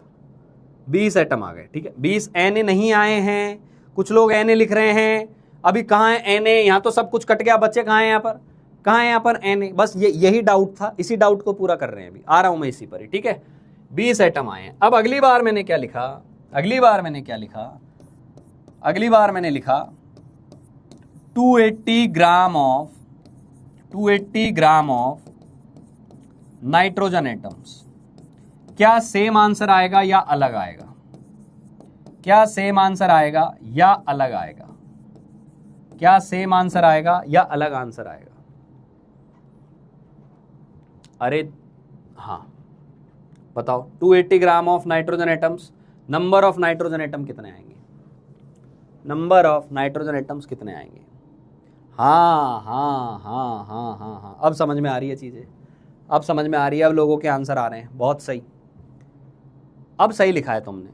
बस यही तो चीज थी, इसमें डाउट कहाँ है यार? डाउट तो दिख ही नहीं रहा मेरे को, डाउट तो दिख ही नहीं रहा। अब तुम्हें बिल्कुल क्लियर हो गया कि जब एएमयू में चीजें होती हैं तो काउंटेबल होती हैं। 20 एटम मतलब इनको गिन सकते हैं, काउंटेबल नंबर है, काउंटेबल नंबर है। ठीक है, इसको हम टिप्स पर गिन सकते हैं। 1 2 3 4 5 6 7 8 9 10 11 12, एक डब्बे के अंदर भरे हुए हैं 20, तो हम 20 को गिन सकते हैं। लेकिन यहां जब मैं बात करूंगा, तो यहां जब मैं नंबर ऑफ एटम्स लिखूंगा, तो नंबर ऑफ एटम्स कितने आए? नंबर ऑफ एटम्स कितने आए? नंबर ऑफ एटम्स आए 280 ग्राम। यहां लिखा, ध्यान से देना, ऊपर ग्राम है लेकिन नीचे तो एक एटम का मास लिखना है ना, वो 14 AMU है। अब पहली बात तो या तो ये याद रख ले कि जब ये यूनिट ना कटे ना, है ना, तो फिर पक्का झोल है, वो नंबर काउंटेबल नहीं है। तो क्या आ जाएगा ये 280 ग्राम, 280 ग्राम ही है। ठीक है, AMU का वैल्यू सभी को याद होना चाहिए। AMU में ये कोई डाउट था भी नहीं, बच्चों को सबको याद था ये। अच्छा, एक दो डाउट जरूर थे कि सर आप 1.66 लिख देते हो, कभी 1.67 लिख देते हो, चलेगा यार, कोई दिक्कत नहीं है, इतने से वेरिएशन में कोई दिक्कत नहीं आएगी क्योंकि ये बहुत छोटा नंबर है। तू 1.67 लिख देगा तब भी नीचे 10 की पावर 24 से डिवाइड कर रहा है, 1.66 लिख देगा तब भी 10 की पावर 24 से डिवाइड कर रहा है, बहुत छोटा है, चलेगा, है ना। तू 1.66 लिख ले, ज्यादा क्लोज आंसर आता है। तो अब मैंने क्या किया, ये लिख दिया 14 और AMU की वैल्यू रख दी 1.66 into 10 to the power -24 gram. Clear बेटा, क्लियर। अब देख, यहां से ये ग्राम से ये ग्राम कटा, ग्राम से ग्राम कट चुका है, संख्या है तो यूनिट तो कहां ही आएगी। लेकिन ये हो गया 20 बटे में रह गया 1.66 इंटू 10 की पावर -24। और मैंने बोला है कि जब भी बटे में ये आ जाए, जब भी बटे में ये आ जाए, तो देख 20 को तो मैं अलग कर लेता हूं, इसको अलग कर लेता हूं, तो ये जो नंबर आता है ना भाई, ये जो नंबर आता है ना, ये नंबर आता है 20 इंटू, ये जो नंबर आएगा ये आएगा 6.022 इंटू 10 के पावर 23 एटम्स। क्या ये काउंटेबल है? क्या ये काउंटेबल है? क्या हाथों से गिन सकते हो क्या? नहीं भाई, बहुत बड़ा नंबर है, हमारे जीवन खत्म हो जाएगा। 1 2 3 4 5 करते करते हम यहां तक तो नहीं पहुंचने वाले, कभी भी नहीं पहुंचने वाले। समझ में आ गई बात? समझ में आ गई बात? तो बहुत बड़ा नंबर है, बहुत बड़ा नंबर है। ये जो अजीब सा नंबर आता है बड़ा सारा, इसको हम बोलते हैं एवोगाड्रो नंबर। इसको क्या बोलते हैं? Avogadro number. तो ये क्या आ गया? ये आ गया 20 Na एटम्स, ये अंतर आ जाता है। तो एवोगाड्रो नंबर क्या है, क्या समझ में आया? एवोगाड्रो नंबर क्या है, क्या समझ में आया? एवोगाड्रो नंबर होता है Na और इसको हम बोलते हैं 6.022 इंटू 10 की पावर 23, ये होता है एवोगाड्रो नंबर। इसकी कब जरूरत पड़ती है, ध्यान से सुनेंगे अभी। जैसे एग्जाम्पल 12 AMU में एक एटम होता है कार्बन का, 1 एटम ऑफ कार्बन होता है, ठीक है। तो 12 ग्राम में कितना होगा? 1 तो होगा ही, 1 into Na atoms of carbon होगा, Na एटम्स ऑफ कार्बन होगा, ठीक है। और लिख देते हैं, 2-4 बातें लिख देता हूं मैं। फॉर एग्जाम्पल तू बताएगा, यहां तू बताएगा। मान ले मैंने बोला 48 AMU में कितने एटम्स होंगे मैग्नीशियम के? कितने मैग्नीशियम के एटम होंगे? फटाफट बता। तो 48 ग्राम में कितने होंगे? बताओ, फटाफट बताओ। फिल कर दो इसको, फटाफट करो फिल। नमस्ते भाई, नमस्ते। बातें समझ में आ रही है ना जो बताई जा रही है ना? यहां बताओ, यहां क्या आएगा? 48 AMU मैग्नीशियम, यहां कितना आएगा और वहां कितना आएगा, दोनों में अंतर क्या है? ये 48 AMU है। हाँ बस बस बस, अब तेरे को समझ में आ गया है। अब तुझे पकड़ में आ गई है वो डोरी जो मैं तुझे पकड़ाना चाह रहा था। इस डोरी को पकड़ के बस चढ़ते जाना है ऊपर, टका टक टका टक टका टक। 48 AMU। AMU जब भी आए तो सर ये एक छोटा नंबर है, छोटा नंबर है तो संख्या भी कम ही होगी। ग्राम आए तो ग्राम बड़ा नंबर है, मतलब नंबर बहुत बड़ा होगा, एटम्स बहुत सारे होंगे। तुझे ये तो पता ही है कि मैग्नीशियम जो होता है वो 24 होता है।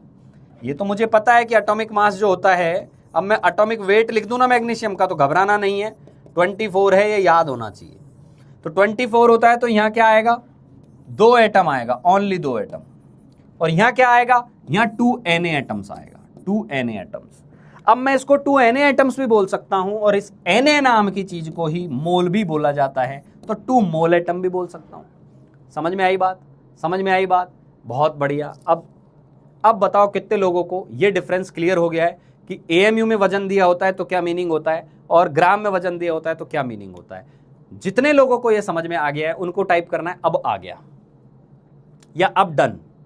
अब डन लिख दो। अब डन लिखने से मैं समझ जाऊंगा कि ये जितने बच्चों को डाउट था, कितने थे लगभग, कितने बच्चे थे, लगभग 72 बच्चों को ये डाउट था कि AMU और ग्राम आ जाता है तो क्या करना होता है ना। हाँ जी, अब डन कर देना है आपको। समझ में आ रही है बात। हाँ जी, हाँ जी, अब डन मक्खन, यस अब डन क्लियर। जिनको डाउट्स थे वो क्लियर हो गए बेटा, क्लियर हो गए, बहुत बढ़िया। हाँ OG टीचर, OG भैया, है ना, GOAT, पता नहीं क्या क्या बना देते हैं। ठीक है भाई, OG, हाँ जी ठीक है भाई, हाँ जी ठीक है भाई, ये चीज क्लियर। AMU का एवोगाड्रो नंबर क्या होता है समझ में आ गया। एवोगाड्रो नंबर कहाँ से आया था, एवोगाड्रो नंबर आया था सर, एवोगाड्रो नंबर आया था जब हमने AMU को डिवाइड किया था 1 से, ये पता होना चाहिए। यानी AMU और एवोगाड्रो नंबर एक दूसरे के उल्टे चलते हैं, और इन दोनों को आपस में गुणा कर दोगे तो, इन दोनों को आपस में गुणा कर दोगे तो AMU इंटू Na कर देंगे तो 1 ग्राम हो जाता है, AMU इंटू Na कर देंगे तो 1 ग्राम हो जाता है। समझ में, लव यू ऑल बेटा। अब समझ में आया मोल क्या होता है, समझ में आ गया मोल शब्द की जरूरत क्यों पड़ी। ठीक है, मोल शब्द की जरूरत क्यों पड़ी, समझ में आ गया ना। डन डन, बहुत बढ़िया बहुत बढ़िया। तो लाला वापस लिख ले, अब आ जाते यहाँ पर, ये सारी चीजें आ गई आपकी। एवोगाड्रो नंबर क्या होता है, एक एक बात जो लिखी हुई है। एवोगाड्रो नंबर, इतने पार्टिकल्स होते हैं एक मोल के अंदर, उनको बोला जाता है, एक काउंटिंग की यूनिट है। जैसे डजन में 12 होते हैं, ऐसे एवोगाड्रो नंबर में इतने नंबर होते हैं। 1 मोल ऑफ कुछ भी लेंगे तो उसमें Na चीज होंगी। 1 मोल पानी लिया तो Na मॉलिक्यूल्स हो गए। 1 मोल ऑक्सीजन एटम लिया तो Na एटम्स हो गए। 1 मोल इलेक्ट्रॉन लिया Na इलेक्ट्रॉन हो गए। 1 मोल पापी लोग ले लिए तो Na पापी लोग हो गए। समझ में आ गई बात। तो use Na only when you need particle count. If the question asks gram, फिर Na की जरूरत नहीं है। क्वेश्चन ग्राम ही पूछ रहा है आपसे, संख्या पूछे तो फिर Na चाहिए, वो ये बोल रहा है। समझ में आ गई बात। संख्या पूछे तो Na चाहिए, मास पूछ रहा है तो Na थोड़ी ना मास में लगा देंगे। ठीक ठीक, 100 रुपया दे दो सर। अरे यार ये सिद्धार्थ भैया भी आपके ना पता नहीं कौन कौन से हाँ गेम खेलते रहते हैं कि 100 रुपये TCS सर देंगे। अभी आपको ना एक काम करता हूँ, बताता हूँ। यदि तुम्हारे सारे डाउट्स क्लियर हो गए हो ना, तो सिद्धार्थ भैया को आप मैसेज करेंगे। ठीक है, मैं आज उनको बोल के आया हूँ ये वाली बात। सारे डाउट्स यदि क्लियर हो गए हों तो आप अपने सिद्धार्थ भैया को मैसेज करेंगे कि सर केमिस्ट्री के सारे डाउट्स क्लियर हो गए, है ना। और सिद्धार्थ सर आप हमें ऑनलाइन पार्टी दो, आप हमें ऑनलाइन पार्टी दो। ठीक है, कैसे देनी है पार्टी वो आप जानो। ठीक है, और ये मत बोलना 100 रुपये दो, नहीं करेंगे वो। चुपचाप अपना एड्रेस डाल देना उनको कि सर ये मेरा एड्रेस है, यहाँ मुझे स्विगी या जोमेटो कुछ भी आता हो तो इससे कुछ भेज दो, मैं खा लूंगा, मैं मजे कर लूंगा, मुझे पिज्जा चाहिए। ठीक है, ये सिद्धार्थ भैया को बोलना, भर देना उनके DM जा जाके। ठीक है, हाँ बहुत 100 रुपया बोल रहे हैं, उनसे बोलो कि TCS भैया से, TCS सर से 100 रुपया दिलवा रहे हो सर, हमसे आप ही दे जाओ। अरे बहुत है ना, बहुत पैसा है उनके पास। ठीक है, हाँ अभी आपको बताया, अभी 2-4 दिन के लिए विदेश गए हुए हैं, आएंगे अगले वीक को, तो पूछिएगा उनसे कि सर हमारे लिए विदेश से क्या लेके आए हैं आप, है ना। हाँ बोलो उनको पार्टी देंगे आप लोगों को। ठीक है, हाँ जी, हाँ जो तेरी इच्छा है, तू डोमिनोज कर, तू जोमेटो करवा, तू स्विगी करवा, है ना। और उनको बोल देना सिद्धार्थ भैया जिंदाबाद, क्योंकि पार्टी देंगे वो तुम्हें। ठीक है, चलिए तो ये बात आ गई। अच्छा ये चीज थी अपने पास। इलेक्ट्रॉन इसमें कितने होंगे, 1.6 ग्राम मीथेन के अंदर कितने इलेक्ट्रॉन होंगे ये बता देता हूं। तू खुद कैलकुलेट कर दे यार एक बार, खुद कैलकुलेट कर दे, फटाफट कर दे, या मैं स्लाइड दिखी हुई है तो देख क्या करेगा। पहले मोल निकाल लेंगे, इसके अंदर मोल निकाल लेंगे, है ना, हाँ मोल निकाल लेंगे, हाँ बेटा मोल निकाल लो इसके अंदर। तो 1.6 ग्राम दिया हुआ है ना, तो वही बात हो गई, CH4 का खुद का यूनिट कितना होता है, CH4 का खुद का कितना होता है, 16 होता है। तो इसको भी मैं सॉल्व कर देता हूँ, इसको भी सॉल्व कर देता हूँ। 1.6 ग्राम CH4 दिया हुआ है ना, तो इसमें पहले नंबर ऑफ मॉलिक्यूल्स कितने आएंगे, और मैंने DPP के अंदर बस यही यहाँ तक ही करके छोड़ दिया था, number of molecules of CH4 क्या आएंगे, इसलिए छोड़ दिया था कि अब मेरे बालक इतने तो जाबाज है, आगे तो कर ही लेंगे। बालक तो भैया रायता फैलाने में लग गए, सर यहीं तक क्यों किया, 10 से गुणा क्यों नहीं किया, अरे कर लो, कौन सी बड़ी डील है। Number of molecules of CH4 क्या आएगा, यहाँ 1.6 ग्राम है, नीचे 16 AMU आएगा, ठीक है। तो ये कितना आया बेटा, 1.6 gram divided by 16 into AMU, ये आया। तो ग्राम बटा AMU क्या होता है, Na, तो ये हो गया 0.1 Na। जो होशियार लोग हैं वो डायरेक्टली भी लिख सकते थे। मोल कैसे निकालते हैं, मोल निकालते हैं mass by molar mass. Molar mass किस में हो जाएगा, ग्राम में हो जाएगा, ग्राम में हो जाएगा। समझ में आ गई बात। तो फिर ये क्या आ जाता, 16 1.6 अपॉन 16, तो आप लिखते 0.1 मोल आ जाएगा। समझ में आई चीज, एक मोल के मास को, मोलर मास को ग्राम पर मोल लिखते हैं, ठीक है। 0.1 Na आ गया। ये मॉलिक्यूल आ गए, तो इलेक्ट्रॉन कितने होंगे, एक CH4 में कितने इलेक्ट्रॉन होते हैं, 6 और 4 10 होते हैं। तो टोटल नंबर ऑफ इलेक्ट्रॉन कितने आएंगे, 10 से गुणा कर देना, 10 से गुणा कर देना, 0.1 Na गुणा 10, तो वो 1 Na आ जाएगा। ये आई थिंक हो गया होगा सभी से, क्लियर बेटा, क्लियर, ठीक है। चलो आगे चलते हैं, आगे मूव करते हैं। ये कहानी हो गई। अब आते हैं मोल कॉन्सेप्ट। मोल कॉन्सेप्ट, इसमें मेनली बच्चों को क्या दिक्कत आ रही थी वो मैं बता देता हूं। जो मैंने डाउट्स पढ़े, मैंने पॉइंट्स लिखे हैं यार प्रॉपर, पूरे रात भर बैठा था, 3:30 4 बज गए थे आपके डाउट्स को देखते देखते कि कौन से डाउट काम के हैं, कौन सा बालक है, बच्चे को दिक्कत एक्चुअल में कहाँ आ रही है। तो मैंने देखा बच्चों को शायद इस तरीके के डाउट है, सर कब Na को मल्टीप्लाई करना है और कब नहीं करना है ना। वो डाउट अभी क्लियर हो गया होगा, वो डाउट अभी क्लियर हो गया होगा कि जब AMU में मास दिया हुआ हो तो Na का कोई रोल नहीं होता, ग्राम में मास दिया और संख्या पूछिए तो Na का रोल होता है। ये पॉइंट समझ में आ गया।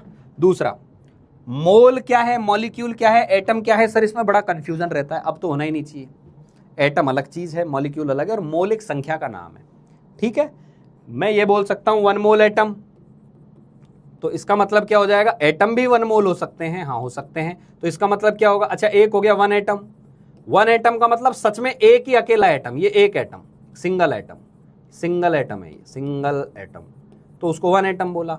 1 मोल एटम, बहुत सारे एटम्स, बहुत सारे एटम्स, तो 1 मोल एटम हो गए।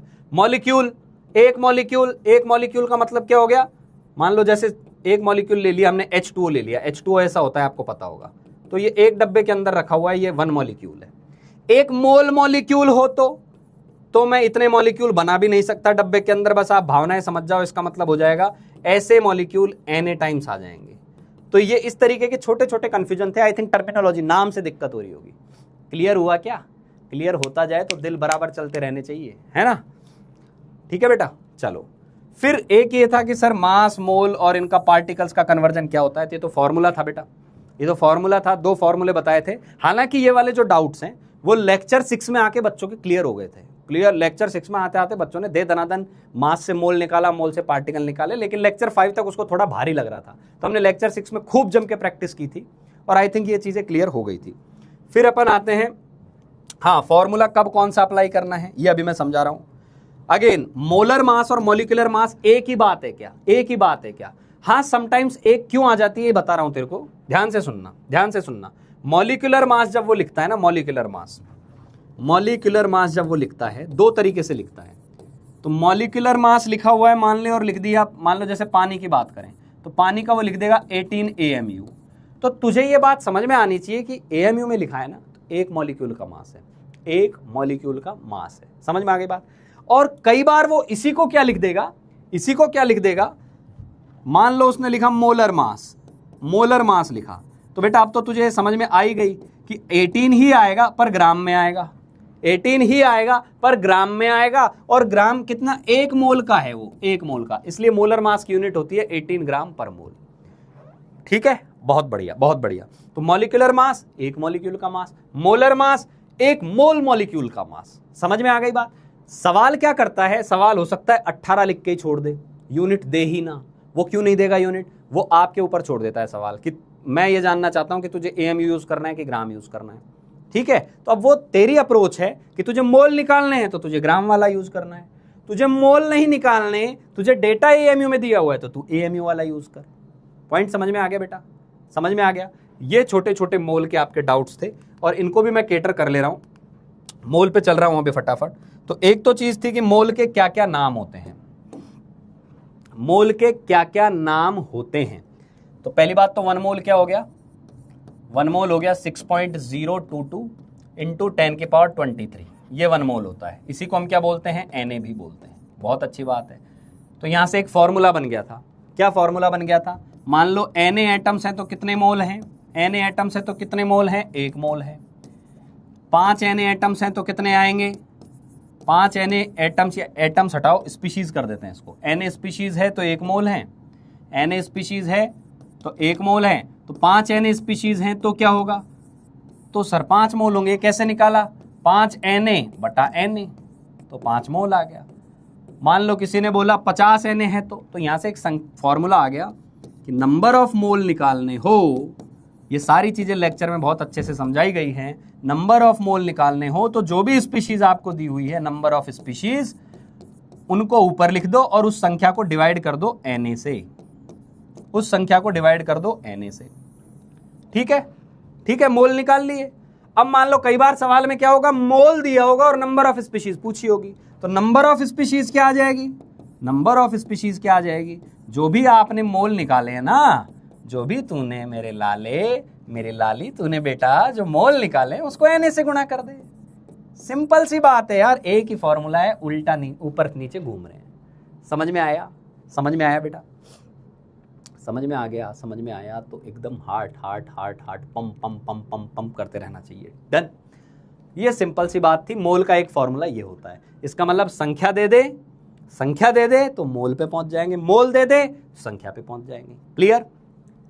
क्लियर? ठीक है बेटा? ठीक है? हाँ जी, ठीक है, चलो चलो, ये समझ में आ गया होगा, ये समझ में आ गया होगा।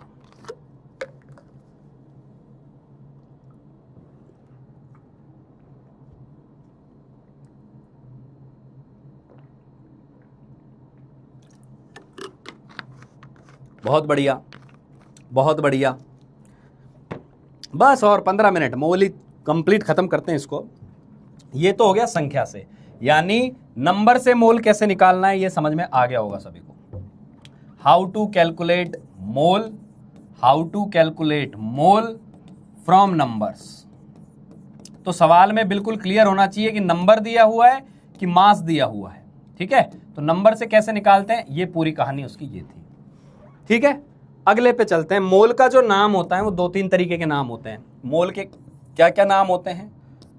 मोल का नाम होता है ग्राम एटम, ये मोल का ही एक और नाम है। ग्राम मॉलिक्यूल, ये भी मोल का एक नाम है। ग्राम आयन, ये भी मोल का नाम है। फॉर एग्जाम्पल मैं आपसे पूछूं, अब आप बताएंगे, यहाँ फटाफट बताएंगे, फटाफट बताएंगे। 2 ग्राम एटम ऑफ एल्यूमिनियम, इसका क्या मतलब है? इसका क्या मतलब है? मतलब एल्यूमिनियम के 2 ग्राम है या एल्यूमिनियम के 2 मोल है? इसका मतलब समझाओ। बहुत छोटी सी बात पूछी है। 2 ग्राम एटम ऑफ एल्यूमिनियम का क्या मतलब है? 2 मोल एल्यूमिनियम या 2 gram aluminium? Tell me about it, tell me about it. हाँ जी, हाँ जी, फटाफट। हाँ, क्लियर हो गया? बस 2 मोल है, 2 ग्राम नहीं है। 2 ग्राम लिखता तो 2 ग्राम ऑफ एल्यूमिनियम लिखता हो। समझ में आ गई बात? तो ग्राम के साथ एटम जोड़ दिया तो 2 मोल है। 2 मोल एल्यूमिनियम है, 2 मोल एल्यूमिनियम है। क्लियर हो गई बात? क्लियर हो गई बात? अब तू बता इसका मास क्या आएगा? मास क्या आएगा? Mass of 2 gram atom of aluminium का मास क्या आएगा ये तू बताएगा। 2 ग्राम एटम ऑफ एल्यूमिनियम का मास क्या आएगा? मास भी बता दे, यहीं से फॉर्मूला डिजाइन कर दूंगा। मास भी बता दे एक बार। मास भी बता दे, मास बता फटाफट, मास भी बता दे। मास का वेट कर रहा हूं बेटा, मास का वेट कर रहा हूं। मुझे पता है तुझे एक, हाँ आ रहा है आंसर आ रहा है, बट यूनिट उल्टी सीधी यूज कर रहे हैं। बहुत बढ़िया बहुत बढ़िया, अब आ रहा है, सही आ रहा है लोगों का आंसर। बेटा एक एल्यूमिनियम का 27 होता है।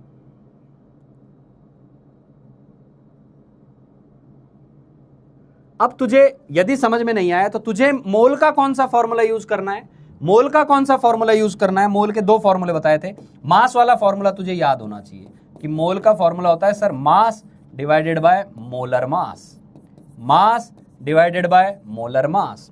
ठीक है, अब मुझे क्या क्या पता है, मोल पता है 2 है, मास मुझे पता करना है, और एल्यूमिनियम के 1 मोल का मास, एल्यूमिनियम के 1 मोल का मास कितना होता है 27 AMU या 27 ग्राम। अब 1 मोल की बात कर रहे हैं, 1 मोल मतलब बहुत सारों का मास, 1 का 27 AMU होता है, तो 1 मोल का कितना होगा 27 ग्राम होगा सर, 27 ग्राम होगा। तो मास कितना आ गया यहां से 54 ग्राम आ गया, 54 ग्राम आ गया, जो बहुत सारे प्यारे प्यारे बच्चों का आंसर आ गया था। बहुत बढ़िया, समझ में आ गई बात, समझ में आ गई बात, बहुत बढ़िया। ठीक है बेटा, ठीक है, 54 ग्राम आ गया, बहुत बढ़िया। इसका मतलब तुझे ये समझ में आ गया कि ग्राम एटम का मतलब क्या होता है। ग्राम एटम का मतलब होता है मोल, मोल। चल एक और सवाल कर, एक और सवाल करेंगे सभी लोग, फटाफट करेंगे। कैलकुलेट नंबर ऑफ कुछ चेंज कर देते हैं, number of 3 gram ion of Na+ sample. Calculate number of ions in, इसको ऐसे करना था, calculate number of ions in 3 gram sample, 3 gram ion of Na+ sample. Calculate number of ions in 3 gram ion of Na+ sample. फटाफट करो। अरे तेरे doubt clear कर रहा हूं, मुझे छुट्टी करनी होती तो मैं तो छुट्टी थी आज, मैं तो तेरे लिए आया हूं भाई, तू खुद तेरे लिए नहीं बैठा हुआ है, बस वो तेरे को करना पड़ेगा यार, है ना। किसी बड़े मिशन के लिए निकला, इस चीज को भूला मत कर। जब भी थोड़ा मस्ती करने का मन करे, थोड़ा आलस आए, वापस खुद को जगा लो। नहीं भैया, हल्की चीज की तैयारी नहीं कर रहे हैं। यदि हाँ मजे के लिए कर रहा है तो फिर छुट्टी की जरूरत नहीं है, तू आराम से क्लास से चला जा, कोई फर्क ही नहीं पड़ रहा है ना। और सिंसियरिटी है तो चीजों को कर। हाँ जी, मास नहीं पूछा है, क्या पूछा है, नंबर पूछा है, नंबर। तू मास बता रहा है, तू मास बता रहा है, बस प्रॉब्लम यही है, हमेशा ये चीज सोच पूछा क्या है। जो मास बता रहे हैं वो मास का वैल्यू सही लिख रहे हैं, पर मैंने तो मास पूछा ही नहीं यार, मैंने तो मास पूछा ही नहीं। अब समझ में आ गया मुझे तुम लोगों को क्यों दिक्कत आ रही है। तुम लोग अब से क्या करोगे, जो भी सवाल सॉल्व करोगे उसमें सबसे पहले आदत डाल लेनी है, what do we need to calculate, पूछा क्या है, ये एक बार अच्छे से लिख लो। अब समझ गया मैं कहां डाउट्स आते हैं। तुम्हें फॉर्मूले याद है, तुम्हें सारी चीज याद है, अप्लाई करते टाइम भूल जा रहे हैं कि मास निकालना है कि संख्या निकालनी है। हाँ बिल्कुल सही है, एकदम सही है। अब कहां से आया ये 3 मोल लिखा हुआ है, ये क्या लिखा हुआ है 3 मोल लिखा हुआ है, मोल, 3 मोल ऑफ Na+ लिखा हुआ है। तो 3 मोल दिया है, तो अब नंबर पूछा है ना, तो नंबर वाला फॉर्मूला लगाएंगे। नंबर वाला फॉर्मूला क्या था मोल में, नंबर वाला फॉर्मूला था ऊपर नंबर होता था, नीचे Na आता था, याद आ रहा है। तो नंबर कितना आ जाएगा, मोल इंटू Na आ जाएगा। तो मोल कितने आए 3 इंटू Na, तो 3 Na आयंस आ जाएंगे। क्लियर? यदि क्लियर है तो एकदम बारिश कर दो दिलों की, जिससे मुझे लगे कि अब मेरे बच्चे को यह समझ में आ गया है एक्चुअल में 1 मोल क्या होता है, उसके 2 फॉर्मूले क्या होते हैं। फॉर्मूले में वापस से तेरे को लिख दे रहा हूं, फॉर्मूले में तेरे को वापस से लिख दे रहा हूं। मोल के 2 ही फॉर्मूले हैं, एक और अभी पढ़ेंगे, अगले लेक्चर में पढ़ेंगे। Mass divided by molar mass, mass divided by molar mass, एक फॉर्मूला, एक फॉर्मूला। दूसरा फॉर्मूला क्या है, नंबर ऑफ पार्टिकल। अब बच्चे ये चक्कर में पड़ जाते हैं कि पार्टिकल का क्या मीनिंग है। क्वेश्चन जो बोले वही पार्टिकल है। क्वेश्चन एटम कैलकुलेट कराए तो number of atom, question molecule calculate कराए number of molecule, question ions calculate कराए number of ions, question electron calculate कराए number of electron. Particle species एक कॉमन वर्ड है, इसके लिए कुछ भी आ सकता है यहाँ पर। तो यहाँ क्या आ जाएगा, एवोगाड्रो नंबर यानी Na। ये 2 फॉर्मूले हैं। अब सुन, अब मेरी बात सुन, क्वेश्चन जब भी दिया जाएगा ध्यान से सुन, ध्यान से। इनमें से, इस फॉर्मूले में से तुझे ये हमेशा पता होता है, ये हमें पता होता है कि मोलर मास क्या होता है। तो अब कुल मिलाकर सवाल तुझे एक चीज देगा, एक तुझे पता है मोल आ जाएगा। ये सवाल तुझे मोल देगा, मोलर मास तुझे पता है, तू मास निकाल लेगा। समझ में आ गई बात? क्या करना होता है, मान लो मास दिया हुआ है तो मास को यहां रखो, मास को यहां रखो, यहां से मोल निकालो, मोल को ले जाके वापस यहां रख दो। यहां रख दोगे तो इस फॉर्मूले में जो भी मिसिंग होगा वो बाहर आ जाएगा।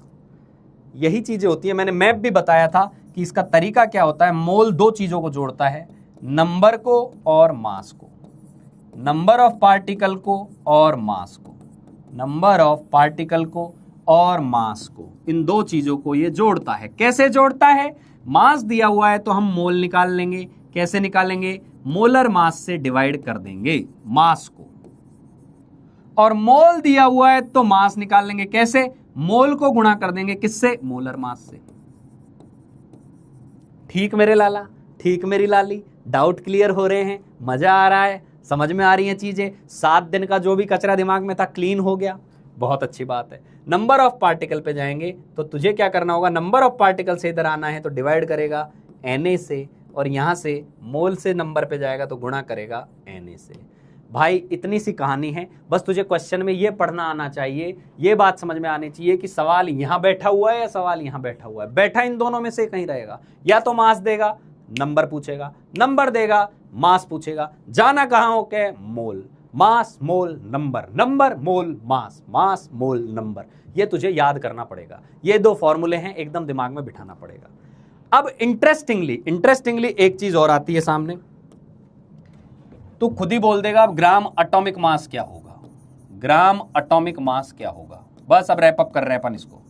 ग्राम एटॉमिक मास क्या होगा? तो ग्राम एटॉमिक मास होगा 1 मोल एटम्स का mass, 1 mole, mass of 1 mole atoms, mass of 1 mole atom, mass of 1 mole atom, mass of 1 mole atoms. ठीक ठीक, बहुत बढ़िया। ग्राम मॉलिक्यूलर मास क्या होगा? ग्राम मॉलिक्यूलर मास क्या होगा? ग्राम मॉलिक्यूलर मास क्या होगा? मास of 1 mole molecule, mass of 1 mole molecules, mass of 1 mole molecules. ठीक, बहुत बढ़िया, समझ में आ गई बात। इसका मतलब क्या है? ग्राम एटॉमिक मास भी क्या है? मोलर मास है, मोलर मास है, मोलर मास है, और ग्राम मॉलिक्यूलर मास भी क्या है? मोलर मास है। यानी 1 मोल एटम्स का मास ग्राम एटॉमिक मास, 1 मोल मॉलिक्यूल का मास ग्राम मोलर मास। और मोलर मास की यूनिट क्या होती है? यूनिट ऑफ मोलर मास क्या होगी? यूनिट ऑफ मोलर मास, 1 मोल का मास तो ग्राम में ही आएगा, और वो 1 मोल का है इसलिए पर मोल, ग्राम पर मोल होती है, ग्राम पर मोल होती है। Am I clear? Am I clear? ठीक है बेटा, समझ में आ गई चीज। अब बहुत अच्छे से एक एक चीज तेरे सामने रख दे रहा हूं, एक एक चीज तेरे सामने रख रहा हूं, अच्छे से सुन लेना। मान ले मैंने ले लिया ऑक्सीजन, ले लिया, और मेरे से बोला इसका कि RAM लिखो। एक एक चीज लिख रहा हूं, RAM लिखो, अभी जो पढ़ा है सबकी समरी सुन ले। RAM लिखो, तो मैं RAM लिखूंगा 16, क्योंकि कोई यूनिट नहीं होती। मेरे को बोला नहीं एटॉमिक मास लिखो, एटॉमिक मास, तो मैं लिखूंगा एटॉमिक मास 16 AMU होता है। समझ में आ रही है बात? AMU होता है। फिर मेरे से बोला नहीं इसका ग्राम एटॉमिक मास लिखो, gram atomic mass, gram atomic mass का मतलब 1 मोल का मास, तो ग्राम एटॉमिक मास सर 16 ग्राम आएगा। समझ में आ गई बात? 16 ग्राम आएगा। बहुत अच्छी बात है सर। ये कहानी इस तरीके से चल रही है। मेरे को किसी ने बोल दिया एल्यूमिनियम दे दिया, तो मैं बोलूंगा एटॉमिक मास 27, ये 27 AMU और ये 27 ग्राम। इस 27 AMU में 1 एल्यूमिनियम है, 27 ग्राम में 1 मोल एल्यूमिनियम है। बस इतनी सी बात है बेटा। तेरे दिमाग में एक चीज बैठा ले, 27 AMU 1 एटम, 27 ग्राम 72 एटम, कितने? 1 मोल एटम। बस ये कहानी है। अब ऐसे ही मॉलिक्यूल के लिए लिख देता हूं, अलग कलर से बना देता हूं। मान ले अलग कलर से मैंने लिया यहाँ CO2, मैंने लिया यहाँ CO2, और मैंने बोला CO2 का रिलेटिव मॉलिक्यूलर मास लिखो, रिलेटिव मॉलिक्यूलर मास लिखो, तो क्या आएगा? 44 आएगा। ये मैंने हालांकि पढ़ाया नहीं, पर इसका मतलब वही है। रिलेटिव मतलब, रिलेटिव का मतलब यूनिट नहीं होती।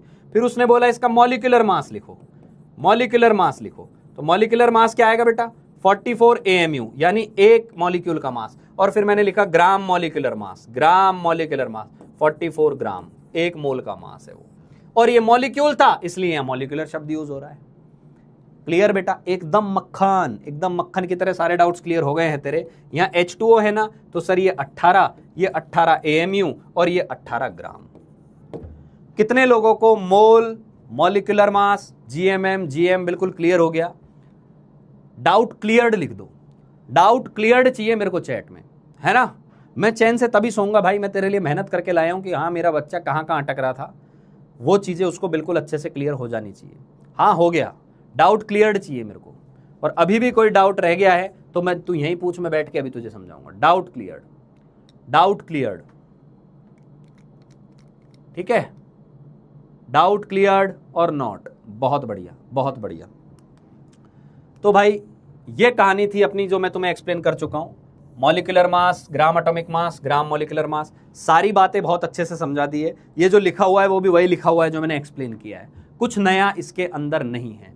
तो these were all doubts we took for this week. What we have clear today, आज हमने क्या क्या क्लियर कर लिया है। अच्छा, ये क्लियर मेरी साइड से हुआ है। अभी तुझे क्लियर करना है तो तुझे वापस से लेक्चर नोट्स को एक बार जाके फटाफट रिवाइज करना है। ये काम तेरे को आधे घंटे का करना है, सारे लेक्चर उठाने फटाफट। हाँ सर ने ये समझाया था, ये पॉइंट हुआ था, बिल्कुल क्लियर हो जाएगा। ठीक है, तो क्या क्लियर किया? मोल कॉन्सेप्ट में 2 फॉर्मूले किए। RAM यूनिटलेस होता है, ये समझ में आ गया क्या होता है। एवरेज एटॉमिक मास फ्रैक्शन में भी आ सकता है। मॉलिक्यूलर मास जो होता है, ग्राम एटॉमिक मास क्या होता है, ग्राम मॉलिक्यूलर मास क्या होता है, ये सब हो गए। नाम से ही यूनिट पता चल जाएगी। मोलर मास होता है, 1 मोल का मास होता है। एवोगाड्रो नंबर हो गया। DPP2 का क्वेश्चन 10, माफ करना भैया ये भी कर दिया है हमने। काउंटिंग हो गई है, आइसोटोप्स का जुगाड़ हो गया है। क्लियर?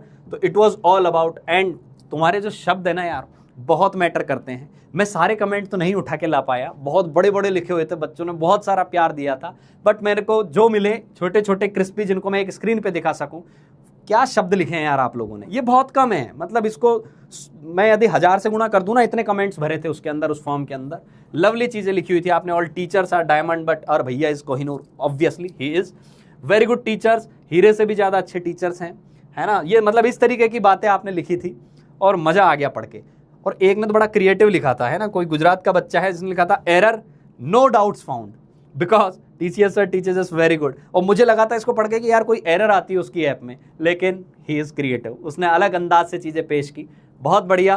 तो आज के डाउट सेशन में सभी लोग आए, मुझे उम्मीद है सबका डाउट क्लियर हुआ होगा। अगले वीक की कहानी हम शुरू कर रहे होंगे, लेकिन उससे पहले एक अनाउंसमेंट अलर्ट आपके लिए दिया हुआ है। और अनाउंसमेंट अलर्ट क्या है? अनाउंसमेंट अलर्ट गैस करो क्या होगा, क्या होगा? संडे के लिए है, संडे के लिए। गैस करो क्या होगा, है ना। आपको जिनकी जरूरत है बात करने की, आपके अपने शोभित भैया एक सेशन रखने जा रहे हैं जो YouTube पर फ्री होगा। कितनी बजे? संडे की शाम को 7 बजे। संडे की शाम को 7 बजे बातचीत विद शोभित भैया एक सेशन होने वाला है। तो आएंगे शोभित भैया और आपसे बात करेंगे। मिशन जीत की बातें होंगी, आपके 10th एग्जाम के रिजल्ट की बातें होंगी, बहुत छोटी छोटी प्यारी प्यारी बातें होंगी। आना, सुनना, और फिर मंडे से वापस मिलेंगे हम इसी जोश, इसी जुनून के साथ, पुरानी पेंडिंग फाइल्स को पूरा करके। क्लियर? चलिए बाय बाय, शब्बा खैर। बताना कैसा था पूरा आज का डाउट, सब चीजें क्लियर हो गई ना बहुत अच्छे से? I will be waiting for your things. ठीक है, चलिए बाय।